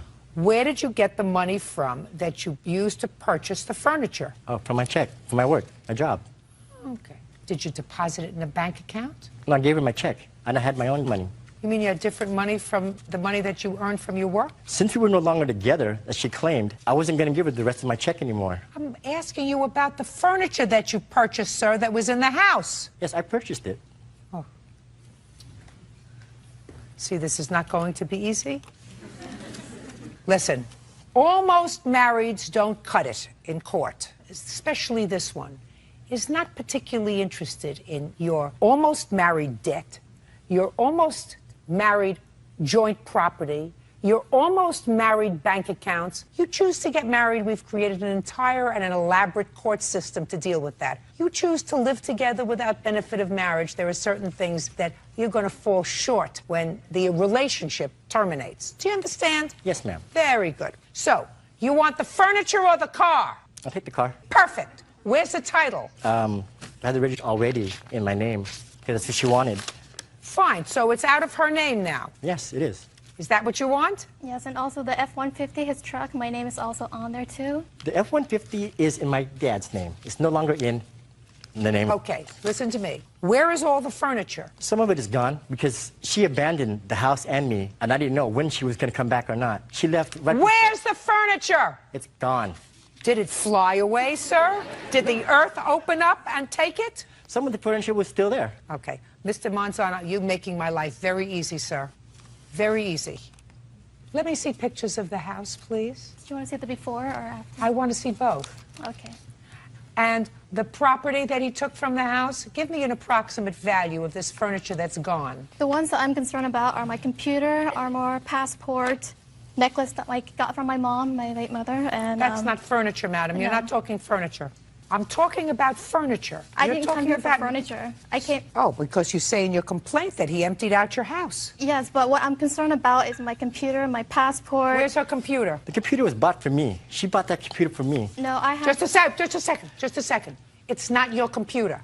Do you understand? The computer is going back to her. You've got the car and the truck. Do you understand? Yes, ma'am. That's what you get. That's what I'm giving you. Period. Everything else goes back to her, including the computer. Do you understand? Within 5 days, the computer goes back to her. Otherwise, what I'm going to do is I'm going to cut an order to motor vehicles to transfer the titles to both the truck and the car back to her name. Do we understand each other, sir? Yes, ma'am. Do you know what kind of an agreement you signed when you came here?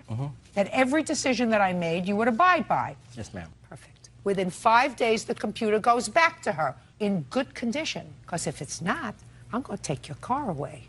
Now do we understand each other, sir? Yes, ma'am. Perfect. Okay.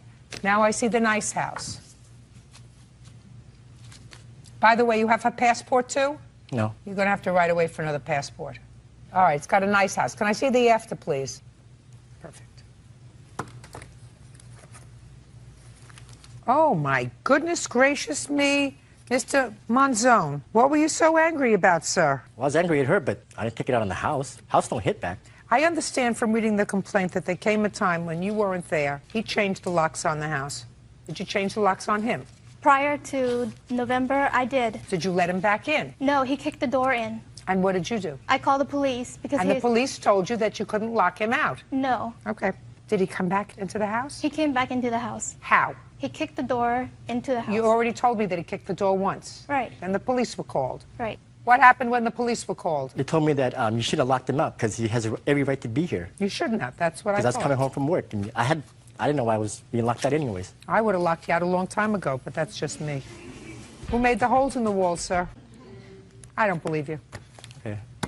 I don't believe you at all. When I left the house, it was in good condition. Not now. So either you did it or she destroyed her own house. Your Honor, I was served some papers from one of her lawyers saying that they hear voices in the house. And, like, if they hear voices in the house and I'm at work, hello, what did that tell you? Somebody else is in the house. Call the police, I'm being robbed. Mr. Monzon, you walked out of the house with probably the only two valuable things that were there, which were a car and a truck. Now you say one is in your father's name. How did it get in your father's name? He was the one who bought me that truck, and they just put it in our name just to show him how much they cared about us, that they didn't want nothing to do with it. He bought the truck for? For me, but to put it in our name. He put it in your name because you owed back child support, and they were going to take the truck if you put it in your name alone. Who are you kidding? No, that wasn't the reason why. Wasn't the reason why? No, but it was a wasn't. very good reason. Is that smart of me to think of that? Yeah, it is, but it wasn't though. Right. Right. I'm just going to cost you to clean up this mess. I don't live there, so it's hard for me to get somebody to go and give an estimate. I've been working with my realtor, and she's been trying to get someone out there also, and we haven't. Well, how do you expect me to figure it out? It's a lot of damage. I have receipts from when I installed the carpet, brand new carpet, and the stove that he damaged. I have receipts of it. In what year did you install that? It was July '06 when I had the house on the market. And was he living there in July of '06? July '06, he actually went to rehab, drug rehab. He was gone for a week. You had been living with him. So if you put the new carpet in the house, madam, it's from monies that you had pooled together. No, this is money from refinancing my house. How much did you take out of the house? I took out to pay off the car, which was $21,000 on the car, and Which car? The Montero. You paid off the Montero? I paid off the Montero. I have the refinancing paperwork. Shows the check distributed to Mitsubishi. Can I see that, please? You paid off the car? Yes, I did. You want the car? I do want the car back. Oh, you want the car? But he refused to give me back the car, so I said, if you want to keep the car, then take my name off the title because I don't want any responsibility. But if I can get my car back, I would love to have my car back because I paid for that. She says she took out a home equity loan and refinanced the house for $21,000 and paid off the Montero. Is that true? I have paperwork here. I guess so. I mean, like, What year is the Montero? 2002. How much was it? $800 and something that apparently I was making the payments on. So you can't pay for both the house and the car at the same time? No, but apparently she said she was. It's her car and the house. Your Honor, the house, okay, the house, we bought the house together. I mean, like, I'm not even countersuing against that. When was the house purchased? It was purchased like 2 years ago, which my parents gave her $15,000 so she can purchase the house. We I could. got you. So, I mean, Gotcha. And the house was put in her name? no, she put it in her own name. I said the house was put in her name. Right. Why would you Because put how my mu- name in there? Why? Because you owe $53,000 in back child support. That's why. And they would have taken your house. That's why it was put in her name. Same reason that the cars were put in other people's names other than yours. Have you paid your child support? Yes, I pay it out of my paycheck. Comes Oh, out because now they take weekly. it out of your paycheck. Yes, I pay Good. it. Who are you living with now? I'm between houses. You're living in one of your cars? No. I'm supposed to be leaving to go to Denver. Apparently, I had to come here first, take care of this. Leaving for Denver for what? To start anew, to get away from the plaintiff. Where are your children? My children are in California. And where are you living now? I'm living in Benicia right now. In California? Yes. So you're moving hundreds of miles away from your children? Yes. Oh. Yeah, I know. I chose her over my kids. Stupid, huh? She gave me the choice. Listen to me. Yeah, I know. Nobody makes you make that choice, sir. You're right. Nobody makes you make that choice. Biggest one I made. Okay. Now, he does not have your necklace. He does not have your passport. He has your computer, which he's going to use. Do you understand? Yes. The house is in your name. Yes. Did you get a deposit for $15,000 from his family for the house? It was $12,000, yes. So you did. Did you pay them back? I did. When? I borrowed $12,000 for the first house that I bought. When I sold that house and made some money, I paid them back after I sold the first house. What about a down payment on this house? I bought it with $0 down. With $0 down? Yes. The money was to put in the bank to show that I can make the payment. And where did you get that money from? I borrowed from my sister and from his mother. From his mother? Yes. Did you give it back to her? I did. Yes, I did. Did she give it back to your mother? I don't know. You were there. Okay, fine. Okay. You get your computer back, and I believe that you're entitled for money for the car because I believe that you made a substantial payment on the car. He's going to take your name off the title. He says he's already taken care of that. But I believe you when you say you took out a home equity line of credit, and from that you paid off the Montero, so I'm giving you a judgment for $5,000, unless you want to turn the car over to her. What's your pleasure? I'll keep the car. Judgment for the plaintiff in the amount of $5,000. That's all. Isla Wiley says her former roommate, Paris Scott, owes for unpaid rent and utilities and car damage. Paris claims she was a guest in Isla's home, but never a roommate. Ms. Wiley, according to your complaint, the defendant was a friend of yours. She ran into some difficulty. You allowed her to move into your apartment. You claim that the agreement was that she would pay you rent. She did not pay you rent or her share of the utilities, which was also part of your agreement, and you want her to pay you for that. According to you, prior to that, she had borrowed your car, took it to a party, and it came back damaged. You want her to pay for the car damage. Ms. Scott says that there was never a rental agreement between the two of you. You were doing something to be kind to her, and that you only became angry with her when she had some sort of a private conversation with your boyfriend and told him some things that were very personal that she knew about you.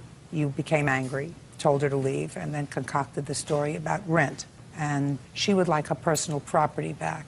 You indicate that you do have her personal property, and that personal property she's going to get within 5 days of today. She can come either with a marshal or by herself to retrieve her property. Please have it ready for her. So I've taken care of your counterclaim. Okay. Understood? Yes. Good. Now, let's take care of your claim. How long do you know each other? About 5-6 years. And when did she move into your apartment? February 2009. Where was she working at the time? Forever 21. How long has she been working there? I'm not for sure. Maybe about a few months, 3 or 4 months prior. And who had you been living with before? Me, I've always lived by myself. Perfect. That's the way you should keep it, Miss Wiley. I mean, as far as roommates are concerned, you can certainly meet somebody and decide to set up housekeeping. But as far as taking in a roommate, it's always a problem. What made you open your house to her? I've known her for a long time. I thought she was a good friend. She didn't have a lot of friends because of run-ins that she's had with her other friends. And then on top of that, she was always coming to my house. She was always crying. She was always upset because she had got into an argument or she was fighting with her dad or, you know, they were having disagreements. So it was total drama. And I told her that, you know, my house is always open if you want to come stay here. So then she asked me, like, how much would it be if I rented? And I told her you would have to pay half rent, which would be about $850 or more a month, including utilities. And she said that would be perfectly fine because she's working, and then that on top of that, you know, her mother and her father would help her with rent. So I told her that would be okay, and so I allowed her to start, you know, slowly and gradually moving her things in. How many bedrooms do you have? It's a 2-bedroom, 2-bath. So she moved into one of the bedrooms? Yes. In February. And when did she leave? She left in May when I told her to move her things. You were working all that time? Yes, I was. Why didn't you pay her rent? Because we never had an agreement to pay Well, rent. why would she take care of you? You moved into her apartment, you had your own bedroom, you have your own bathroom. Why No. wouldn't you pay her rent? Because the only time that I came to stay with her, my father did have problems. I don't care what the reason is. How old are you? I'm 21. Well, 21 years old. And you I have was a still job. living with my family. You have a job. Are you telling me you didn't live with her? I stayed with her from time to time. I didn't live with her for a constant, like, month after month. I'm sorry, she did live with me. I did stay with her, and I would go home or stay with someone else. Hey, your problem is you don't have a mind, because if you had a mind, you would remember what you signed, which was your sworn statement. You want me to read it to you? You can if you want. We never once had a conversation about rent prior to me moving in. In April, my family was evicted from their place and was scrambling to find a new home. She allowed my family also to store new things in her apartment. Although I stayed there part of the time, I did bounce from place to place. Yes. I never moved in permanently. She let me stay there. Give me the name of the people that you bounced to. My witness, Latice, and then I went back home with my family. Last name? Hampton. When did she stay with you? She started staying at my house in May, the beginning of May. May? Yes. Thank you. You may sit down. We're not interested in May. We're interested in February, March, and April. I never moved in February. I was still at home. She doesn't have a specific date that I moved in. What stuff do you have at her house that you're counterclaiming for? I do have a suitcase of clothes. So you have clothes? Yes. What else do you have? You said you have my personal... Like, in the suitcase, I have, like, a mirror that my sister bought me for Christmas. The suitcase is stuff that we were packing up from the house that my family had to move out of. That's why that suitcase is there. I do have clothes there when I would stay with her. That's the other stuff. I want to know where else you would bounce to. You said you bounced. I would go back home. I would go back home and stay with my family. They were evicted in April.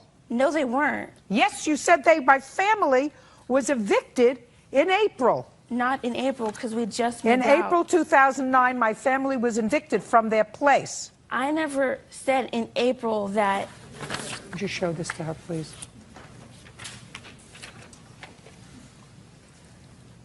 That's your statement. That's your signature at the bottom. I know what it says. So is it wrong? My family did not get evicted in April. They were still at their house. So I'm asking you a question. When you wrote that down and swore to it, it was wrong. Yes, the date is wrong. Give it back to me. How much rent did you pay your family? I never paid rent for my family. Well, you got to pay somebody rent, madam. I never moved in. We never had an You agreement. got to pay somebody rent where you're living. If we had an agreement, yes, I would pay rent. If I never signed anything... You don't have to sign anything. If we signed it, then I'd be out of a job. Signed it makes it easy. So now, let us say I believe you, which I don't, that you weren't there all the time, you didn't live there, you never formally moved in, you never signed anything, whatever else it was. Then she was just being nice to you, right? Because she was my friend. She was being nice to you, right? Yes. You explain to me why you gossiped behind her back to her boyfriend? I did not gossip behind her back. Really? Her boyfriend texted me when she left for her cruise to Mexico. He texted me and asked, can I talk to you because I have issues with my girlfriend, Isla. I never responded back to him. You never responded, so you never had any conversation with him? No. No, so just a second. So you never, well, then you must be wrong that you never had any conversation with him. She is wrong. You want me to call him and find out? Yes, you can. Yeah. The only time me and him talked was the night we were going out, all of us. And he asked me, Paris, I have a feeling that something's going on. And I told him, if you really believe something is going on, why don't you guys take a break so you can figure out your thing and she can figure out hers. She has been having issues with her boyfriend. Jealous. Yeah. She's jealous. Exactly. Right. Did she have an arrangement with you to pay rent? Yes, ma'am, she did. Yeah, I believe she did too. When did she move in February? She moved in actually 2 days after Valentine's Day, so I'd say the 16th. So we're going to discount February. We're going to go right to March and April. Yes, ma'am. Those 2 months. And your total rent is what? I would say $850. Okay, so she was supposed to pay $4 1/4? Yes, ma'am. Now tell me about the car. Well... Make sure I get it right. Do you understand? Yes. Okay, well, the night before, she drove my car. She had to rent a car because she did not have a vehicle. She went down to the club, and I guess she had the windows busted out. Somebody busted out the windows and stole her belongings. In the rental car? In her rental car, yes. What did they steal? They stole my purse. You left your purse in the rental car? In the trunk, yes. Go ahead. So then with the rest of her problems that she always had, she came to me crying, saying that somebody stole her things, she had nothing, and that she needed to use my vehicle. Because every excuse with using my vehicle was my family doesn't have food, my family doesn't have money, my sister's left at school, my brother's left here, my brother's left here, can you please let me use your vehicle?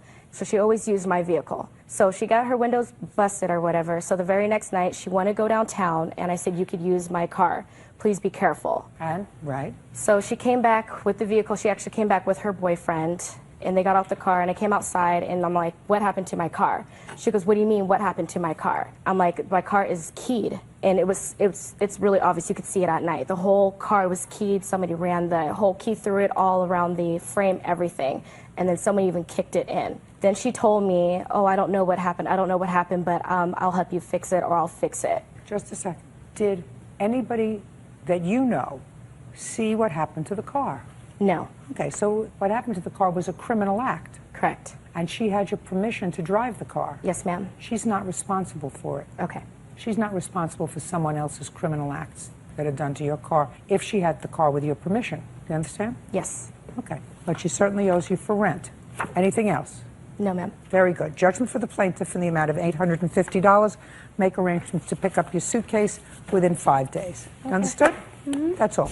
Please excuse me. Step out. 21-year-old Kristen Capazola is suing her former roommate, 22-year-old Joshua Courier, for rent, a broken computer, and the cost of pay-per-view adult movies. You know, I decided that we could save the judicial system a whole bunch of money and just have much smaller apartments that were cheaper, that people could have themselves so they don't have to have roommates. And we would be able to save as a community fortunes of money because we wouldn't have all these cases. Then I would, however, be out of a job, and my children would be very unhappy. Ms. Capazola, the defendant used to be your roommate. You claim he owes you some money. He owes you money for rent and utility bills, and he damaged your computer, and he downloaded porn on your computer, and it was very messy. Mr. Courier says, I'm cute. Aside from saying I'm cute, he says, well, he sort of ran into some difficulty, and he's going to explain it all to me. This is the girlfriend? That's a friend. This isn't the girlfriend that downloaded the porn on the computer. Nah. What do you do, Mr. Courier? Cell phones. Cell phones for whom? T-Mobile. How long have you been working for them? Like 2 months. How much do you make at T-Mobile? It's hourly, like $8 or $9 an hour. You take home a paycheck every couple of weeks. How much is your paycheck? Roughly $8.50. And who do you live with? I live by myself. What is this? I mean, is that a question or is that a statement? I live by myself. And how much rent do you pay? It's $6.50. You have a car? No. Have any other big expenses? No. Great. So you would say you're on your feet financially? Yes. Great. That's really good. Because one of the things that Ms. Capazola says is that you told her you would pay her back for covering your rent when you got on your feet. Yes.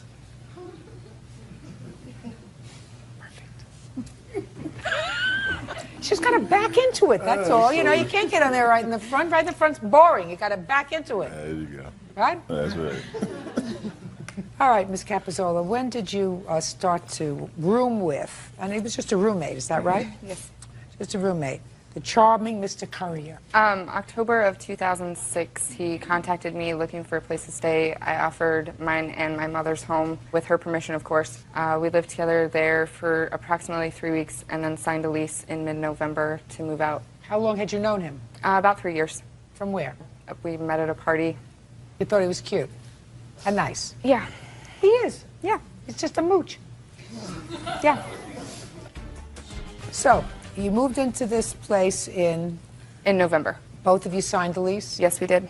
Now, he paid his rent for a while, and then according to No. him, he hit some hard times. The rent was never paid to begin with.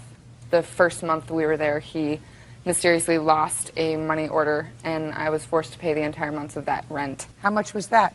That was $320. But the next 2 months went well. He did Great. pay rent on time. Great. Well, that's what he says pretty much. Until April of 2007. Correct. What happened in April 2007? My check bounced. She called me and told me that it bounced when I was at work and that we need to figure out how we were going to pay it. And so showed up at the leasing. I don't know, like a week went by. She called me and told me. Get over, please. You know I'm getting older by the second. Okay, Did she cover your rent? in April? Yeah. No. You paid it. No, Who paid it? nobody. How could you not pay rent? Did you pay the rent? Yes, I did. Of course she did. You mean the landlord says you're such a nice guy, I'm going to let you just breeze over? How much rent did you cover for him in April? For March and April, I covered $960. Total, I covered $1,600 and six. Now, according to you, you don't really deny this. In your answer, you said, I always paid my rent until April when I was having money issues. Kristen told me not to worry. She told me just to get back on my feet. Yes. Well, you're back on your feet, right?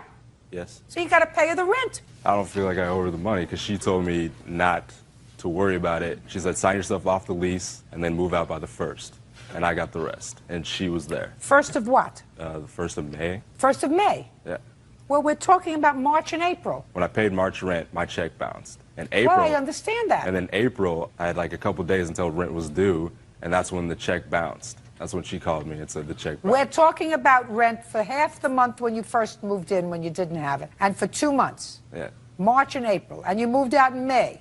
Is that right? Yes. That's all I'm talking about. Do you have proof that you paid that rent? No. And are you back on your feet? Yes. Perfect. Cute, but no cigar. What else do you want from him? I would like half of the Comcast bill that I paid for 5 months. The agreement was we wanted cable, we wanted internet, we wanted a phone, so... You should have turned it off. You should have turned it off. If he wasn't paying it and he was not being terribly responsible with money, then you should have turned it off. You don't need cable. Right. Hum. I would at least like to be reimbursed for the porn that was rented on our cable bill. Yes, sir. Now, who rented the porn? My ex-girlfriend. And your ex-girlfriend was your visitor? Yes. And did she watch this all by herself? Yes, I had no recollection that she was watching it. I Well, didn't how know. do you know it was her? She told me. But she told me she paid it, so I didn't. How much was the porn? $81.90. $1,681. Your guest? Your worries. What else? My computer that is no longer in commission. I had to purchase a new computer. My computer is basically totaled. My mom was there when it happened. Well, what happened? Him and one of his friends were downloading music, and the blue screen of death came on, and the computer never worked again. The permission to do that? He had my permission to be on the computer, yes.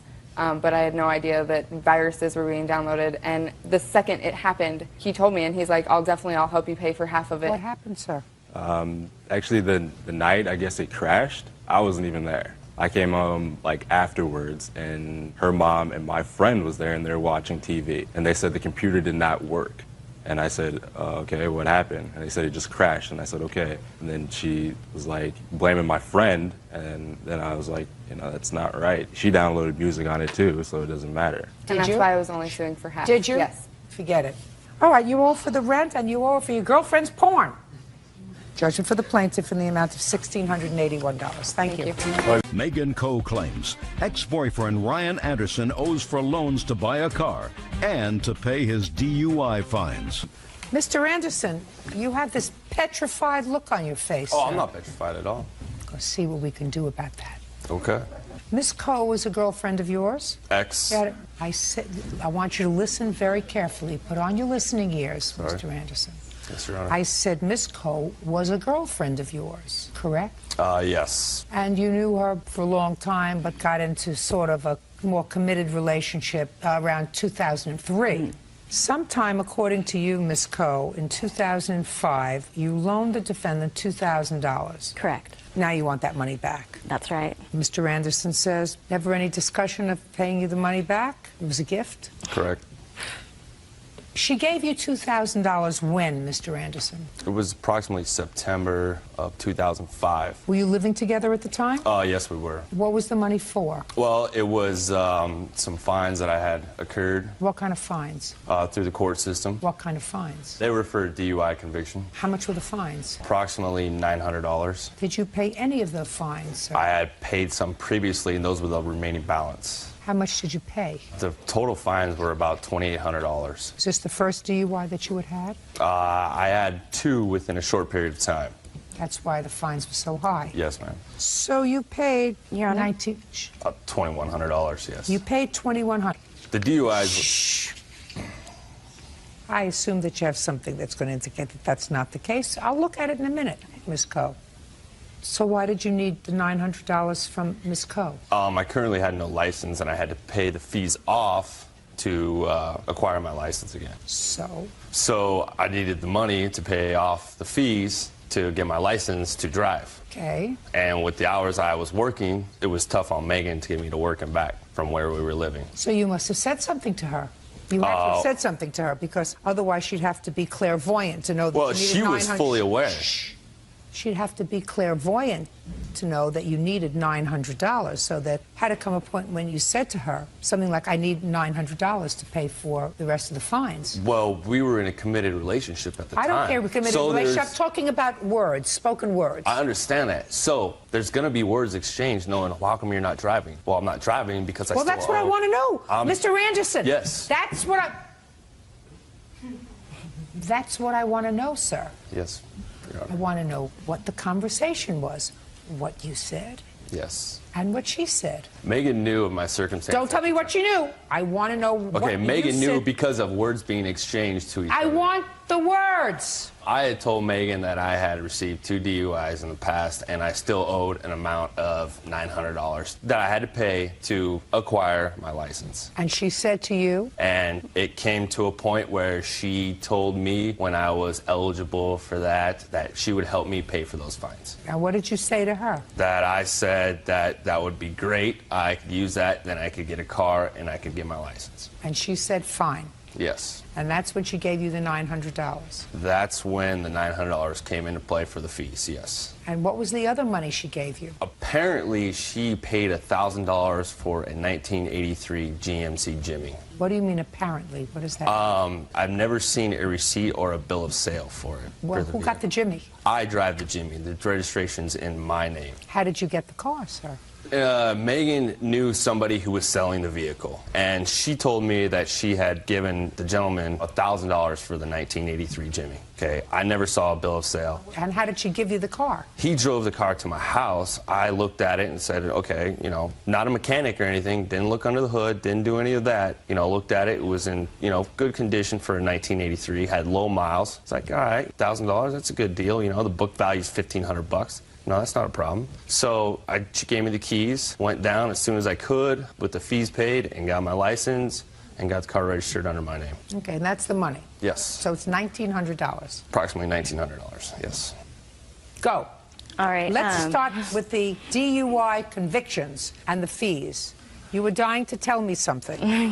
I have receipts for the payment of the fees, and it's over $900. I went and paid myself in cash, went to the courthouse for him because he had no transportation. Do you want to see them, the receipts? No, I believe it. He says that you paid them. Also, it was never a gift to him. It was fully intended to be a loan. I did it to help him out so he could get his license so I would not have to drive him around. Just tell me the conversation, madam. In September, he was eligible to get his license back. And so he was in the mix of trying to get his license back. He had these DUI fines that he needed to pay off. So I told him that I would loan him $900+ to pay off his DUI fines. And he would pay me back in monthly payments and with his January of 2006 tax refund. Okay, did he do that? No. So he didn't pay you back in January 2006. When did you and Mr. Anderson separate? January of 2006. Tell me how that came about. Well, Mr. Anderson's continues to drink excessively and black out, really pretty much assault me and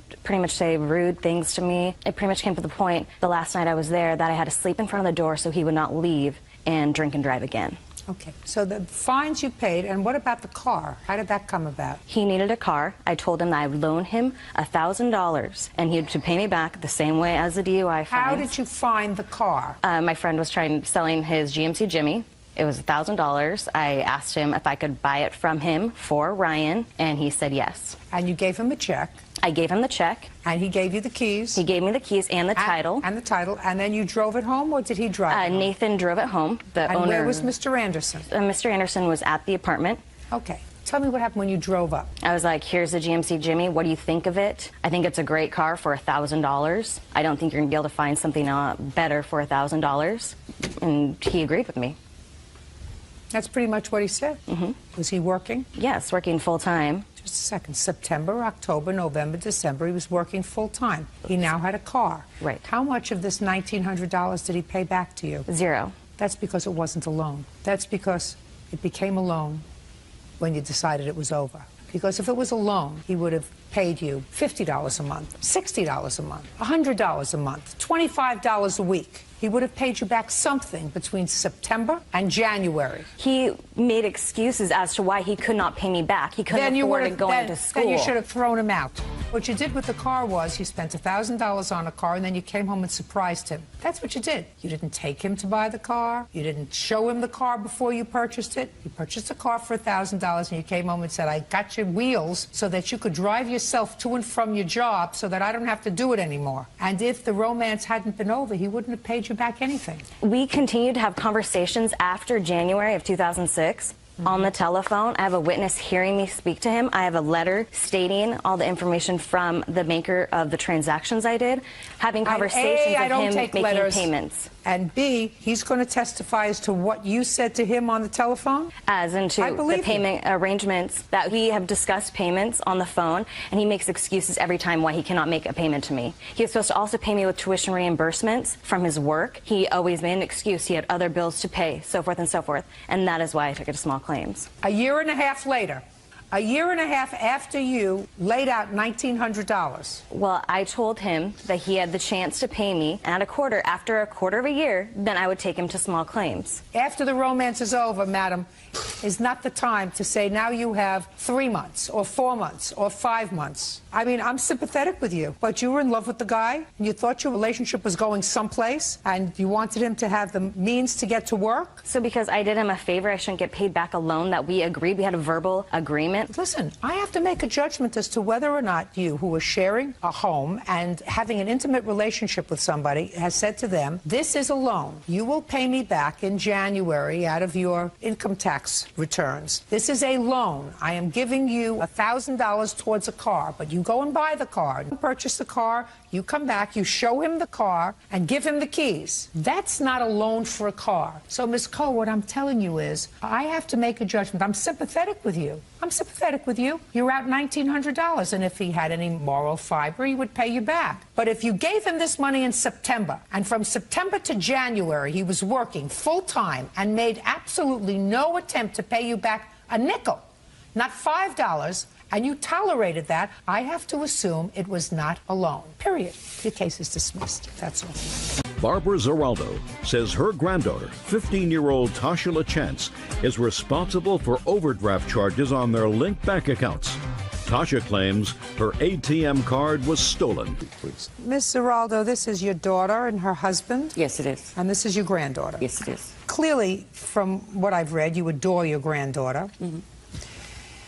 The first part of your lawsuit says that you loaned your daughter money to have your granddaughter's hair done for something and she didn't pay you back. That was a while ago. I'm not dealing with that because of the second part of your lawsuit. Because the second part of your lawsuit says that you opened up a bank account for your granddaughter. That's right, yes. And you put some money in it, and that bank account was linked to your account. Yes, it was. And you gave her a bank card. Yes. So that when she needed money for things, she could go in and take out some money from the bank card. Yes. And at some point, someone overdrew that bank account, and they charged the linked account, which was yours. Yes. And you believe that your daughter should be responsible for that because she's the child's mother. Yes, I do. Who asked you to open this account for your granddaughter? No one did. My daughter and her husband have gone through a lot of financial difficulty, and I know it's been very hard. So last September, I decided to open a bank account for Tasha so I could transfer money into her account when she needed it for things like lunch money or if she needed clothes or any emergency, as I felt she was at the age that she did need this extra money. Oh, that's very nice of you, Miss Zeraldo. That's just a second. Okay, sorry. That's lovely of you. Granddaughter, if you need money for clothes, you call Grandma. That's right. And I'll tell you to come on over, and I'll give you $20, $50, whatever you need. I want you to have it within reason. Yes. You live close by? No, we don't. That's why I opened the account. And How far away do you live? 35 miles. Not the other end of the world.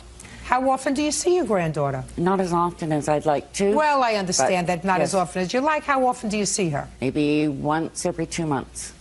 Okay. Sit down, please. I want your daughter up, please. What happened to the money, Tasha? Part of the thing that your grandmother is complaining about, my dear, is that she didn't receive a satisfactory explanation. See how red you're getting? It's going to be all over after today. Now you're going to tell me how that money got taken out of your grandmother's account. Your grandmother and you are going to be friends after today. She knows she made a mistake. Well, if she doesn't know it, I'm telling her that she made a mistake by giving a 15-year-old an ATM card, access to money. I wouldn't do it. They don't know what they're doing. They'll go and buy drugs. They'll go and buy things that our parents have no control over. Ridiculous. How did the account get overdrawn? The night that... Look at me right here. The night that this must have happened, I was babysitting. And I lost my bank card on the Friday before that Sunday because I get off school early. Did you tell your grandmother you lost the bank card? No, because I thought maybe I would have found it or called the bus line and they might have found it or something. What else did you lose other than the bank card? Just some pictures and stuff that were in my wallet. Did you lose your whole wallet? Yes. The whole wallet? Yeah. Did you report the wallet stolen to anyone? Just I called the bus line and asked if they had found one. Did you go and file a report anywhere? Yes, at the police station. Did the police report indicate that there was a bank card in there? I told them that my bank card was in there. Did you tell your parents that the bank card was in there? Yes. Did she? Yes. Did you tell your grandmother that the bank card was stolen? No, because I didn't find out that somebody had done that to my bank maybe a couple days after. That's why you call her and say, please call and cancel the bank card. I called and canceled the bank card. You did? Yes. When? Sunday night, because I figured if I didn't find it, then somebody might have done something with it, so I didn't want When was the anything money back. taken out? I don't know. Before or after? The Saturday. Before? Yes, before she reported the card gone. Yes. Yeah. The only problem with your story, my dear, is that somebody had your PIN number. I don't give out my PIN number at all. Somebody had your PIN number. What? Well, since she's done this, we found out her PIN number. Sorry, since this has happened, we found out her PIN number. She never told us her PIN number. We didn't know it before the incident happened.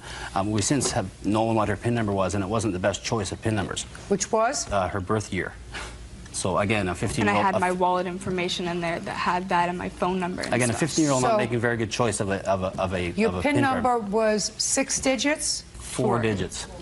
She was born in 1990. Ah, so that was your PIN number. Hers, yes. Not a Not very smart choice. No. That's why we don't do that, Miss Geraldo. Well, the bank, that's why they're holding me responsible, because she used Somebody birth date had as a PIN number. You're not allowed to use your birth date as a PIN number. Okay, now... So they won't take responsibility. They say it's mine. I have to pay It is yours. Yes. It is yours. It's yours for giving a 15-year-old access to money, and it's your fault that it wasn't reported quickly enough when it first happened. The only way I found out what was happening was the way I did the money. I would transfer it online for her, just $20 at a time. That's all she had access to. And I did it online. When I went online 2 days after this incident happened, I suddenly noticed $500 overdrawn. Mr. Geraldo, what you just said to me is ludicrous. If she only had access to $20 at a time, how come you were overdrawn $500? Because what happened was whoever did this put an empty envelope with a note in it. The note said, excuse me, F you back, and put it in the bank machine, then withdrew the $500. Miss Geraldo. Yes. I have 11 grandchildren, and I guarantee you that I love each and every one of them as much as you love Tasha. Yes. I wouldn't think of giving them a credit card at 15. No. I wouldn't think of giving them a bank account with access to money, because when they're 15 years old, they're stupid. They don't make good choices. No, you're right, they don't. I'm telling you right now that your mother is not responsible for this. So if you think she is, you are mistaken. But she did tell me she would be responsible. She told me that she would pay me back. I don't care what she told you, madam. I'm telling you that this is a court, and you chose to open up a bank account for a minor, the most ridiculous thing I ever heard of. Ridiculous. But could I explain, Judge Judy, the circumstances surrounding it? You just told me. They were going through hard financial times. You wanted her to have some of the extras, and the best way for her to do that, you told me that. I listen. I absorb everything. And I'll tell you something else. If I ever opened up a bank account for one of my grandchildren, 15-year-old, and I did it between the two of us, my kids would be furious. But she didn't have access to my accounts, Judge Judy. There was no access to my accounts. Didn't have access to your account, No. but you're complaining about it. She overdrew that account and they took it out of your bank account. Well, because an empty envelope was deposited in the bank machine. Ms. Seraldo, Yes. that's what happens when you entrust a 15-year-old who has friends, either her friends, or whatever. Right? Right? What up? Cookie? Yes. It's not your daughter's responsibility. It's your responsibility. It's your responsibility for being a foolish grandma. But I was lied to so much. There was 3 different stories going on. I don't care whether you know. 3 different stories. You're asking me to say that your daughter and her husband are responsible for something that either their daughter, her friends did, or that something happened where her wallet was taken and somebody else managed to get a PIN number from the information contained in that wallet. All very possible. Yeah. Bottom line is, you had no right to open up this bank account for her. Yes, and if you chose to do that, it's your responsibility. It was an expensive mistake. It was an expensive mistake, but don't try to blame it on somebody else. It was your mistake. Don't do it again. No, I wouldn't. Goodbye. Thank you. Tony Paternetti claims Jason Schnell vandalized his place of business when he recklessly drove a vehicle onto the property. Mr. Paternetti, according to your complaint, it is your belief and your claim that the defendant caused substantial damage to buildings of yours. Yes, Your Honor. With his vehicle. Yes, ma'am. Mr. Schnell says he didn't do it. So, first, when was the damage to your buildings? December 6th of last year, Your Honor. What kind of buildings were there? It was a fenced-in area where I keep some construction material and a metal building, a steel building. I drew a diagram, if I could show you that. First, I'd like to see the damage done to the buildings. You have photographs? Yes, ma'am.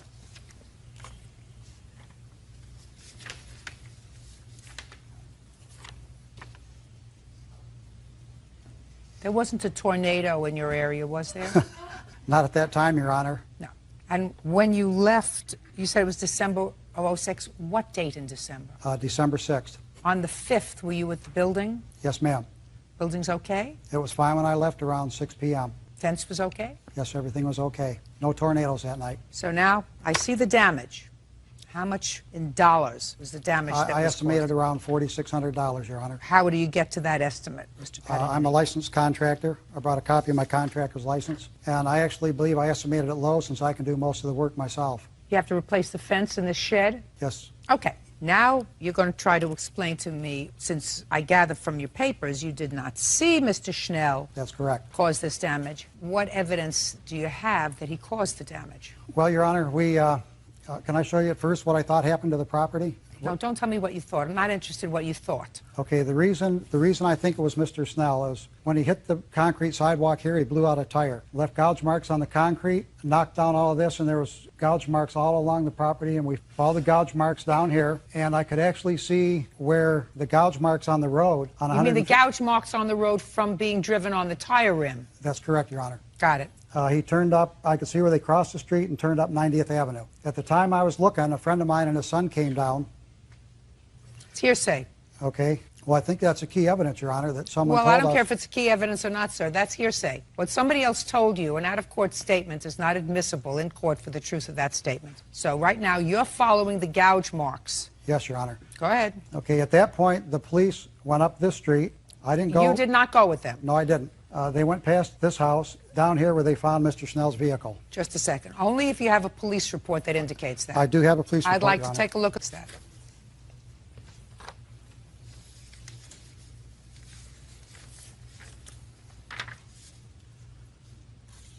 Police observe in their report that the damage appears to have been done by somebody doing donuts on the property with their car and lost control and struck the concrete pad, causing the right front tire to blow out, which caused damage to the rim. And then the writer observed pieces of the rim on the concrete pad. The writer observed gouge marks on the concrete from the broken rim. And it ran into a chain-link fence.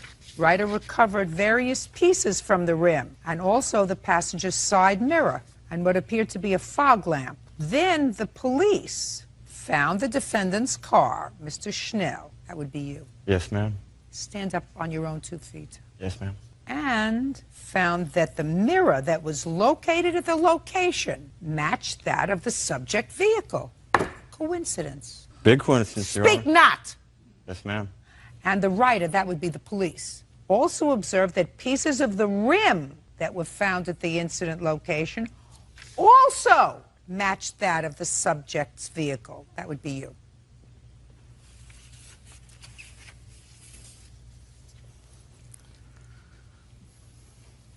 My turn?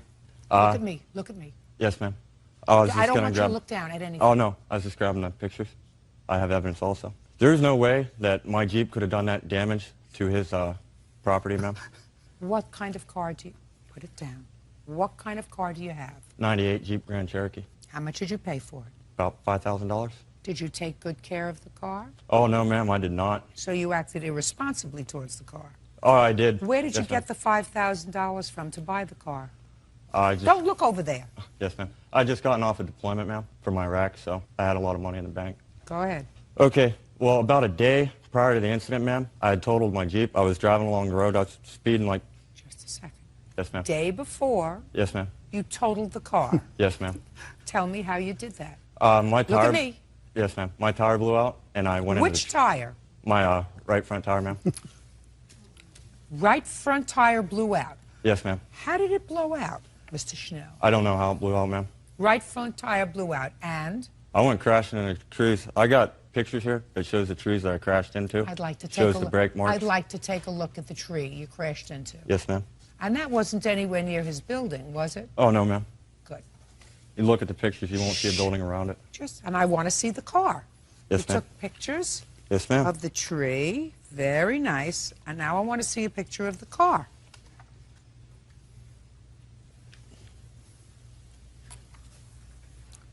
Totaled undrivable? Oh, yes, ma'am. It was completely undrivable. Completely. Yes, ma'am. Well, it would start, ma'am, but... Don't speak. I have questions. Yes, ma'am. So you went into a tree. How far away from where you live? A couple miles, ma'am. About 2 or 3. Would it be anywhere in this area that's on the bottom? I can show you on the map, ma'am. Sure. It would be out this way if the map extended further. Okay, good. So it would be all the way over there. Yes, ma'am. And how did the car get back to your house? I rode it home on the rim, ma'am. I thought you told me that it was not drivable, sir. It was... Listen to me. You just told me a moment ago, Mr. Schnell, Yes, ma'am. that the car was not drivable. Not safely drivable anyway, ma'am. Mr. Schnell, this is not going to go well for you, sir. For you to drive it home. Well, on the that rim. home's more like it, ma'am. No. You either call the police. The way I that's what figured you it is do. if I called the police and I filled out an accident report and everything and go back to my insurance company, and most of those damages on there, I can just get the parts from a junkyard or something and fix it Now, cheaper one than of the things deductible that would be. was damaged on your car, sir, is a side view mirror that's missing. Yes, ma'am. I'm not Just a sec. I'm speaking. A side view. So far, does it look as if I need your help? I have some other pictures I want to show you, Your Honor. I'm not finished with him yet. So far we have a right front tire Yes, ma'am. that matches the right front tire at his place of business, and a side view mirror also found at his place of business, also missing from your car. Yes, ma'am. Coincidence. I'm I'm not- speaking. Coincidence. Either it's a coincidence or it's on purpose.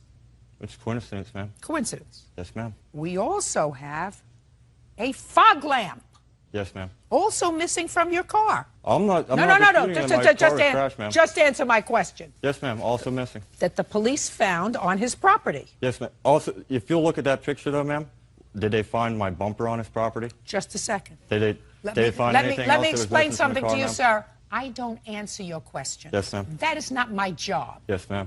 At what rank did you leave the military? Lance Corporal, ma'am. What was a step above Lance Corporal? Corporal. Corporal. And above that, Sergeant. did you speak back to your sergeant? I did Not when if I you was right, wanted to ma'am. live, right? I did what I was right, ma'am. Well, maybe that's why you chose not to make the Army a career. Marine Corps, ma'am. So now we have the coincidence of right front tire, side view mirror, and fog lamp, all retrieved at his place of business after the police, according to this, followed the rim marks back to your house. There is no way that I could have drove that car that night because the tire was already blown out. That's if I believe that you went into a tree the day before. That's if I believe that, sir. You're starting out with a premise that is not necessarily true. I That have a witness that can say for sure that my Jeep was wrecked on the night in question. You mean that's him? Yes, ma'am. If I were to call you up here, would you tell me that the Jeep was wrecked the day before? Yes, Your Honor. Yeah, right. Now, when you got home, just for my own curiosity, when you got home on the 5th after you wrecked this vehicle and you live with your, look at me, with him? I'm asking you a question. Oh, me, ma'am? I thought you were talking to him again. No, Sorry my about that. eyes look at the person I'm talking to. Yes, ma'am. No, I live at home, ma'am, with my family. With your family? Yes, ma'am. Mother and father? Yes, ma'am. Did you provide the police with your mother and father's names so that they could confirm this story that you told about your car being damaged the day before? The answer is either yes or... Okay. Now I'll see your pictures. Thank you. These are actual police photographs, Your Honor, when the police went to his house. And these photos are still in evidence that show the fog lamp in question and the mirror and some parts for the rim. I'd like to see that the police matched to the vehicle, and I've also found more pieces on my property since I've been doing the cleanup. Okay, just a second.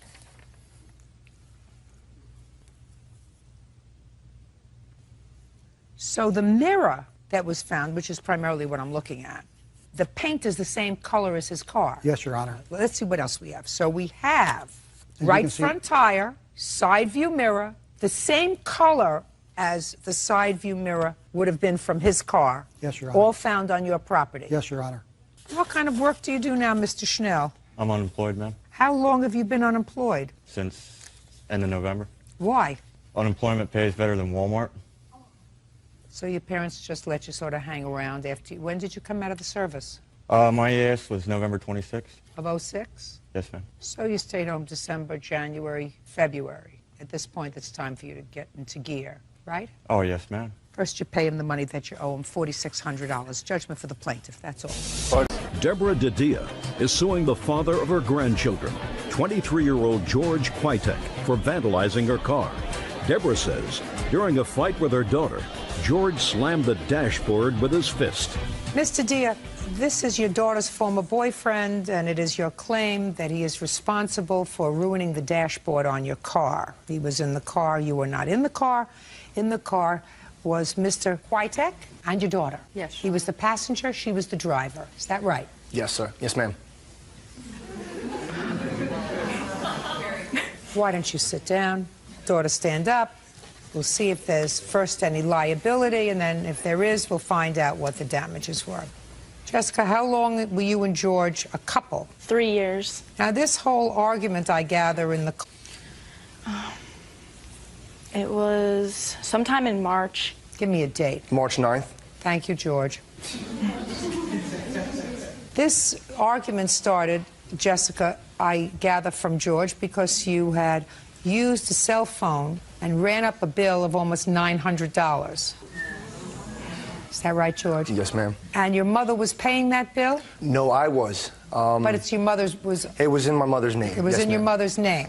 So you were initially annoyed about the use I of was this... very upset, ma'am. Very upset. And I don't blame you. What kind of stupidity is that, to rack up a $900 phone bill? Actually, it wasn't $900, and... How much was it? It was... I was only over my minutes, like, only a little bit, and we shared a family plan between me, him, his brother, and his sister, and between all of us, we racked up the bill. It wasn't just my cell phone. What was yours? Mine was probably about $100 over. I mean, are you in business or anything? Is there any reason why you were $100 over your cell phone? No, it was probably just text messages.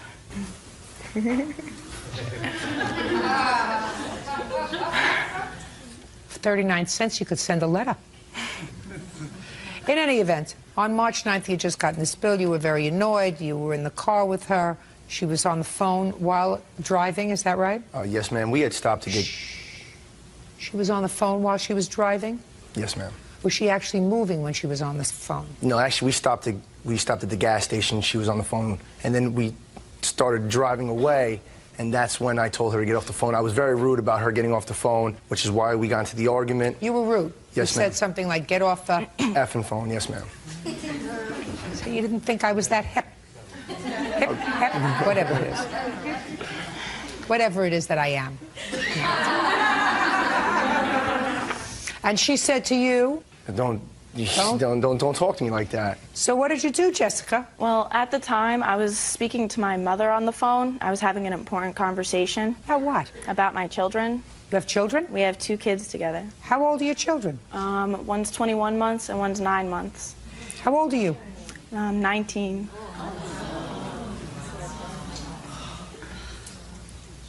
Well, I was having a conversation with my mother on the phone, and Well, just a second. Where were you coming from? His mother's house. What were you doing there? Dropping my children off. What day of the week was this? It was a Tuesday. What time? Around 11. A Tuesday at 11. Is that your day off? No, ma'am, I was laid off from work due to the weather. So why weren't you out collecting cans? You have 2 children. I was... The answer is you never thought of it until I mentioned it to you. And it's a Tuesday at 11 o'clock in the morning. Were you off from work? Well, we were going to look for an apartment, so yes, I was off work. What kind of work do you do? I was working with my mom doing payroll. Doing payroll for what? For companies. I do payroll data entry at her office. She pays you, or the company pays you? The company pays me. Check or cash? Check. How much do you earn a week? Probably about $300. What do you do with the money? I save it, and I pay bills with it. Who takes care of your children?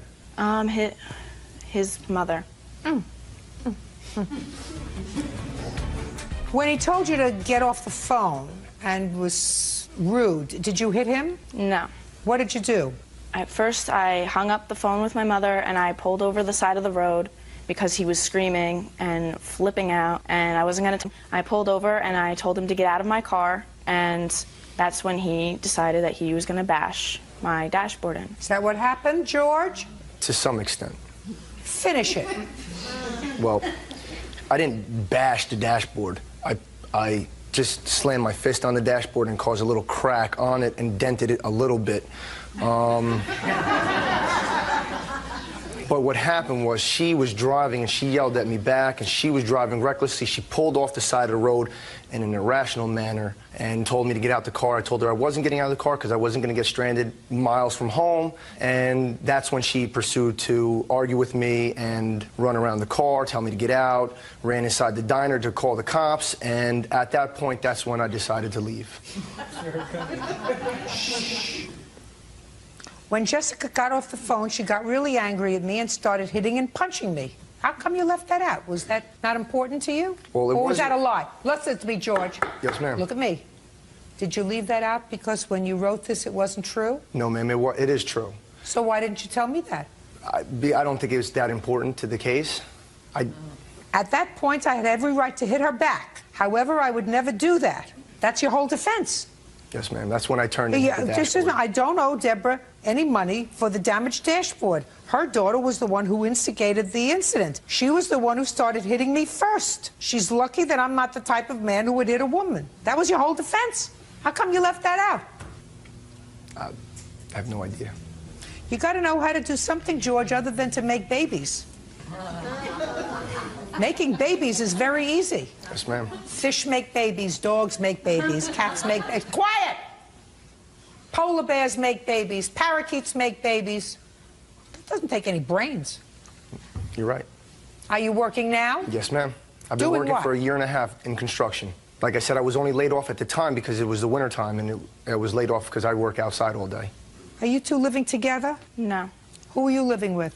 I'm currently living with my mother until I leave to go into the Army. And where are your children? Living with me, with my mom. And what's going to happen to them when you go into the Army? My mom and their dad, George, decided that they wanted to share custody, and so they'll each take them for half the week until after I finish boot camp, and then they're going to come live with me. Oh. How much is your dashboard? I have the estimate?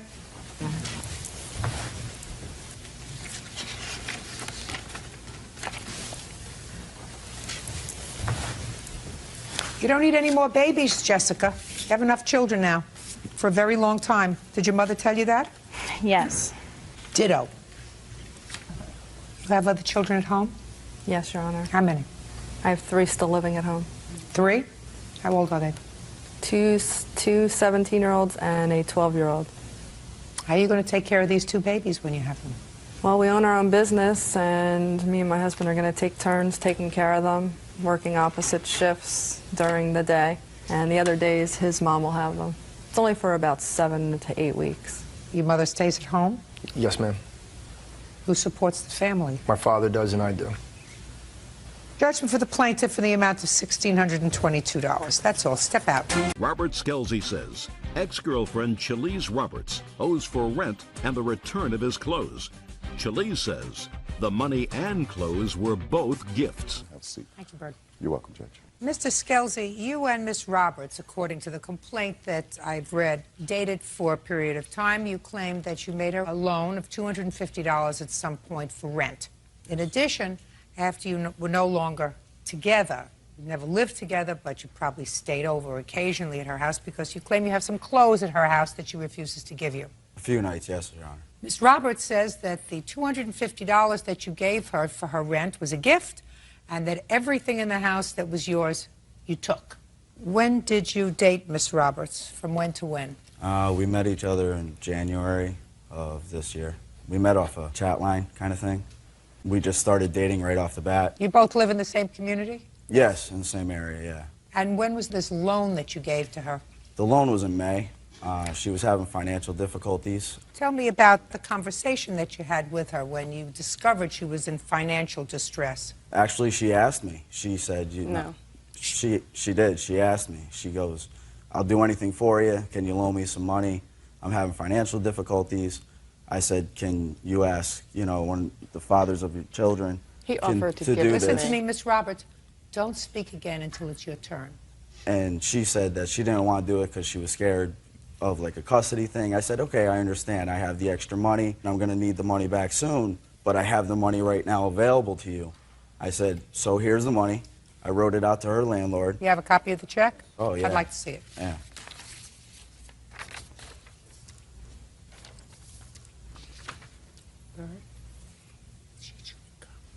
Chewing gum? Yes. Well, you shouldn't do that.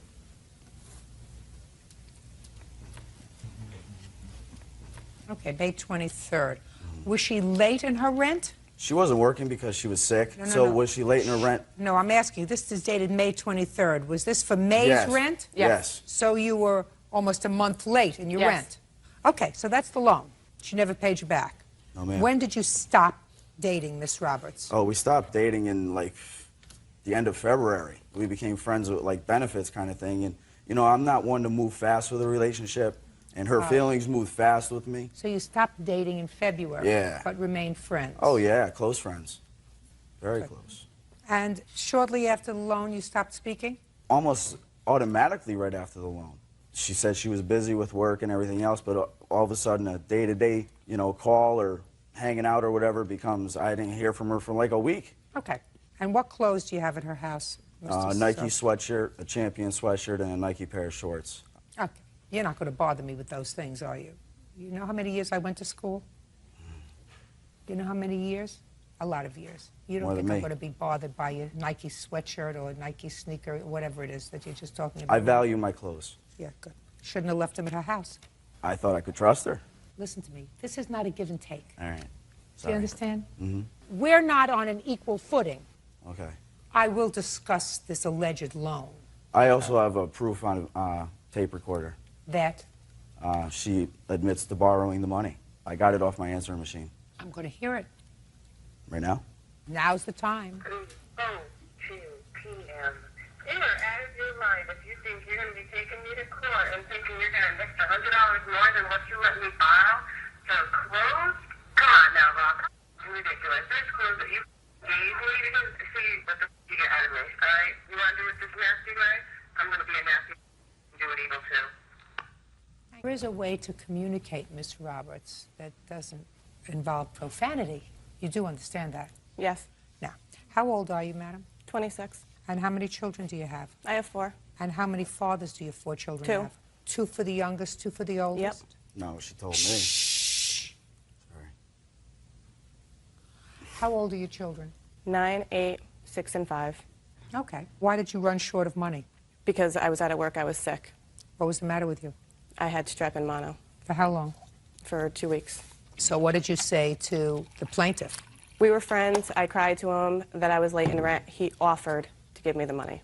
At first, I said I didn't want to, and then like a week later, I mentioned it again, how I was stressed out, and No, he you didn't offered mention again. it again. That's not a mention. First, you told him, you cried, offered you the money, you said no. Okay, then it's over. You say no. Right. But then a week later, what did you say to him? Then I was crying again, stressed out that I was behind, and then he offered again. And then I said yes. Remember what I said to her? I did. Sorry. So he helped you out with the rent? Yes. And then you went back to work? Yes. So why didn't you pay him back? Because then I got threatened with court. Can I explain? Well, just a second. And it wasn't a loan to begin with. Just a second. You know you have to pay rent. Miss Roberts, listen to me. Rent isn't something that comes up and bites you on the behind like a surprise. You know the first of every month you have to pay rent, right? Yes. This isn't an unexpected medical bill, an unexpected bill because your generator broke in your car, an unexpected bill because the brakes went dead. This is a set bill, you know. $250 for rent. Your Honor, can I explain something? Yes. She said she was going to pay me on a certain day. I didn't get a phone call. I tried calling her 1,000,000 times in one day.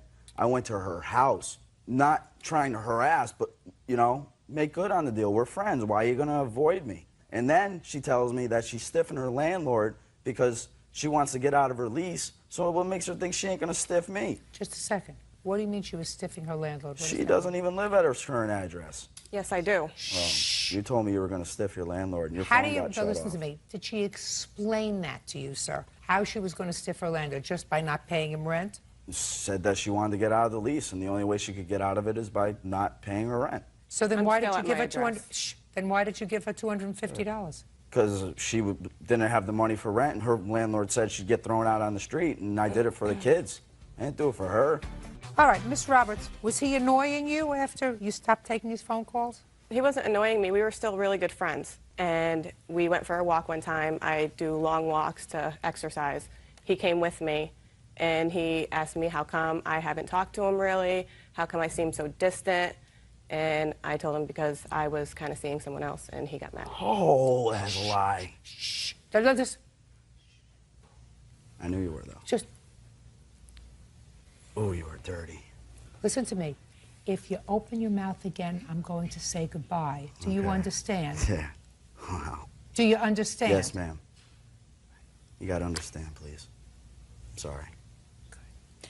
Miss Roberts, I want you to pay very careful attention to me. My sense is that you've made a certain amount of mistakes in your life. I think based on your history that that's a fair statement. You have 4 children, only 2 of them live with you. You got yourself in a financial pickle to the extent that you couldn't pay rent at your age with 4 children. That suggests to me that you've made certain tactical errors in your life. No, I don't think so. Well, from a more mature perspective, I'm telling you that if you have a 9-year-old child and you're 26 years old, then you've made certain mistakes in your life. You have to It's wait not a until you mistake grow just up. because I had a You have young- to wait until you grow up to have children. Otherwise, you have 2 children who don't live with you. Now, That's not even what you don't want to do is make another mistake. Uncross your arms. I'm sorry. He can be a problem. I want you to take that from somebody who has been around people for a very long time in this circumstance, and I'm telling you that if pushed, he can be a problem.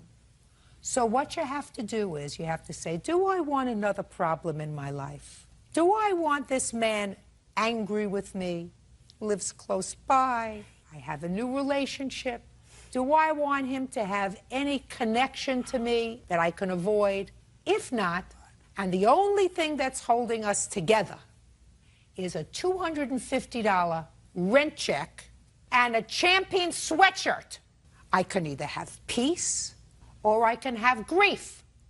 And if you're a mature 26-year-old, you say, $250? Price of peace? It's well worth it. Do you The only understand? payment he Do you wanted back was sex Listen to me. for that money. Do you That's all. understand? That's all he Do you understand what I'm saying to you? Does that make sense to you? For $250 and a Champion sweatshirt, I can have peace. Or I can have him annoyed with me, feel as if he's been used, feel as if he's been taken, feel as if he's been abused, feel as if he's been made a fool of. I did all the work there, too. So, Not ever again. do you understand what I mean? He can't control himself. Oh, I know. That's what you want? No. You're an idiot if that's what you want. So I'm going to help you along. Judgment for the plaintiff in the amount of $250. That's all. What is your excuse? Barry Smith says former friend Jeannie LaSalle damaged a Cadillac she was renting from him. Mr. Smith, the defendant was a friend of yours, and according to your complaint, you rented a car to her, a car that was registered and titled in your name, that you weren't using. You felt sorry for her, that she needed transportation. You told her she could rent it for $20 a day. It is your claim that she owes you for the rental, as well as some damage that she did to the car. Mr. LaSalle says she owes you nothing. How many cars do you rent out, Mr. Smith? Well, I've never rented out. The proposition was I wanted to sell it to her. It was her idea to rent it. And when did you have this conversation? This was March 22nd in the afternoon. It was like after 1 or 2 p.m. What kind of car is it? It's a 1987 Cadillac Eldorado Barrett's. It's like a top-of-the-line model for that year. And Well, it's in good top of the shape. line. I was a top of the line model in my year too, sir. But this car is now 20 years old. It's in good running order. It's in good shape. I only had like 92,000 miles on it. I'm in good shape too, but I I'm can still tell. what I am. You know what I'm talking about? I can tell. 20-year-old car is a 20-year-old car. 20-year-old car by like 2 owners. It's I'm in not good telling shape. you how old I am, and I've only had 2 owners. That still doesn't change anything. You understand? I understand. What? What? I'm supposed to say here. Mr. Smith, I'm not saying anything bad about your car. I'm just saying it's an old car, sir. It's an old car. It's not an antique. It's just an old car. But it's a Cadillac. That's Me different. too.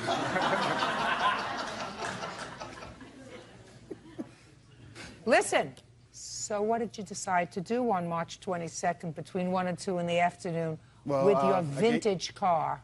I gave defendant my phone number. She said she called me back, talk it over with her friend. She called me back in about a half hour and said, yeah, let's do a deal. Let's do a deal. Yeah. What do you mean, let's do a Well, deal? she proposed to rent it. I proposed to sell it. She said she couldn't afford to buy it, so I said... How much did you want it for? $20. I wanted $700. Wanted $700 for the car. That's all I wanted. She agreed, and I agreed we'll rent it for $20 a day. She went home to talk to her friend. I went home to download a rental car agreement off the internet. I had the paperwork downloaded. I picked them up, and she gave me $20 for the first day. We signed the paperwork. I gave her the keys. Let me see the paperwork.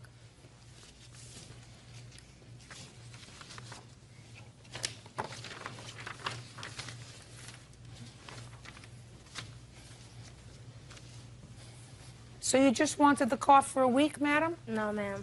Did you sign this agreement? Yeah, when I met Barry on the 22nd, Yeah. he told me he had cars for rental, 3 cars. I told him I had to talk to my girlfriend and that I would call him back. I did that. We went to go look at the cars. I rented 1 car. It says here that you're renting this car, and it says what car it is, from March 22nd to March 29th. He did all the receipts. I also have those. But I wanted to purchase the car. It wasn't rental. And I started renting because I was not working at the time. All I asked you was, you were supposed to return this vehicle on March 30th. That's what you signed. That's your name. Yeah, I signed that. Did you return the car on March 30th? No, I did not. Why not? Because I made more payments towards the car. I was buying the car from him. Did you have a subsequent agreement? No, we kept doing the rental contracts. But I would pay him more than going towards the purchase of the car. Show me. First of all, how long did you keep the car? Until April 14th. You kept it for an additional 2 weeks. Okay. Go ahead, sir. That's not correct, Your Honor. She took 2 rental agreements out. She didn't bring the car back. I had to go to her to get the payments and check on the car because she had moved like 15 miles from me. It began like, she was paying me like 3 days in a row. She paid me. At the beginning of the first contract, she paid me the $20. How many days did she keep the car, sir? She had the car like 22 days. From the 22nd of March to the... 14th of April. Right. 22 days. And let's do this so that I don't make a mistake. 22 times 20 equals $440. So that's what she should have paid you. That's correct. And that's what you would like, correct? Yes, ma'am. How much did you pay him? I paid him more than the receipts that he has given. How much do you claim that you paid him? Can my witness come up? No! How much do you claim that you paid him? Almost $600 for the car that was supposed to be bought for $700. Almost $600. Almost $600. Good. And how many receipts do you have, and how much do they total? $420. Let me see them, please.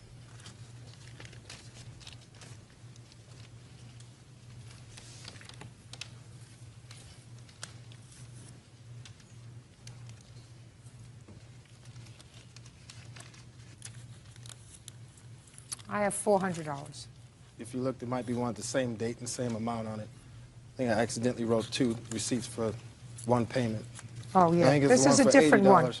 This One is a is the different white, one. yeah. Right, I'm deducting $80 because it covers the same period Right. from 4-3. I accidentally gave her the wrong Absolutely copy right. and everything. Absolutely right. Minus 80, because she gave me a duplicate, equals 320, and she was supposed to give you 440. Ms. LaSalle, that's what you got. You gave him $320. Can I speak, Your Honor? Sure. He just wrote out receipts. When he came to pick up the vehicle, he went home and just wrote out receipts. The only one receipt that me and Barry had actually made was the yellow receipt. So he just made up receipts for whatever he wanted to make out the receipts. I had the car almost paid for. Just a second. Almost is not good enough. The only proof, and it's proof that you gave me of what you paid for, are these. That's what you gave me. And it says that you're $120 short. What else, sir? Friday the 13th, she said, come pick up the car. The car's all empty. It's at her house. She was supposed to bring the car back. So I get a friend of mine. We go up to Jeannie's house, get the car, and I said, when are you going to have my money? She said, next Friday. We took off, went home. I called her the following Friday. She's not going to pay me my money. I'm not going to get any money. So I gave her another week, the 27th, which is the day I filed the lawsuit. Jeannie, am I going to get my money? You ain't getting nothing.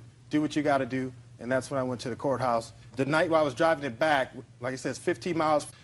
The front end was shaky. It's a front-wheel drive car, and it's dark. It's like 9:30, 10 o'clock at night. I couldn't see anything. So the next morning, I went out and inspected the car. The right front tire is very low. I take it to a mechanic, have him look at it and get new tires, and they gave me an estimate of what the damages was because the front end suspension was damaged. I've got damages on the car. The car wasn't brought back in the same state that I gave it to her. And Fine. it was, You wanted to sell the car, sir, for $700. Listen to me. I wanted to sell it. Shh. Look at me. You wanted to sell the car for $700. Correct. You're going to get $440 for her. Use of the car. You're a couple of $100 short of what you wanted to sell it for. Where is the car now? I have the car. Do you drive it? Yeah, I drive it. Do you rent it to other people? No, I don't. But you use it yourself. Yes, I do. So look at what you have. You wanted to sell the car for $700. You're going to get $440, which means that you're just a few dollars off from what you wanted to sell it for, and you have your car. Isn't that great? Sounds good. Be happy. Judgment for the plaintiff for the amount of $120, which is what she owes you. Thank you very much. That's all.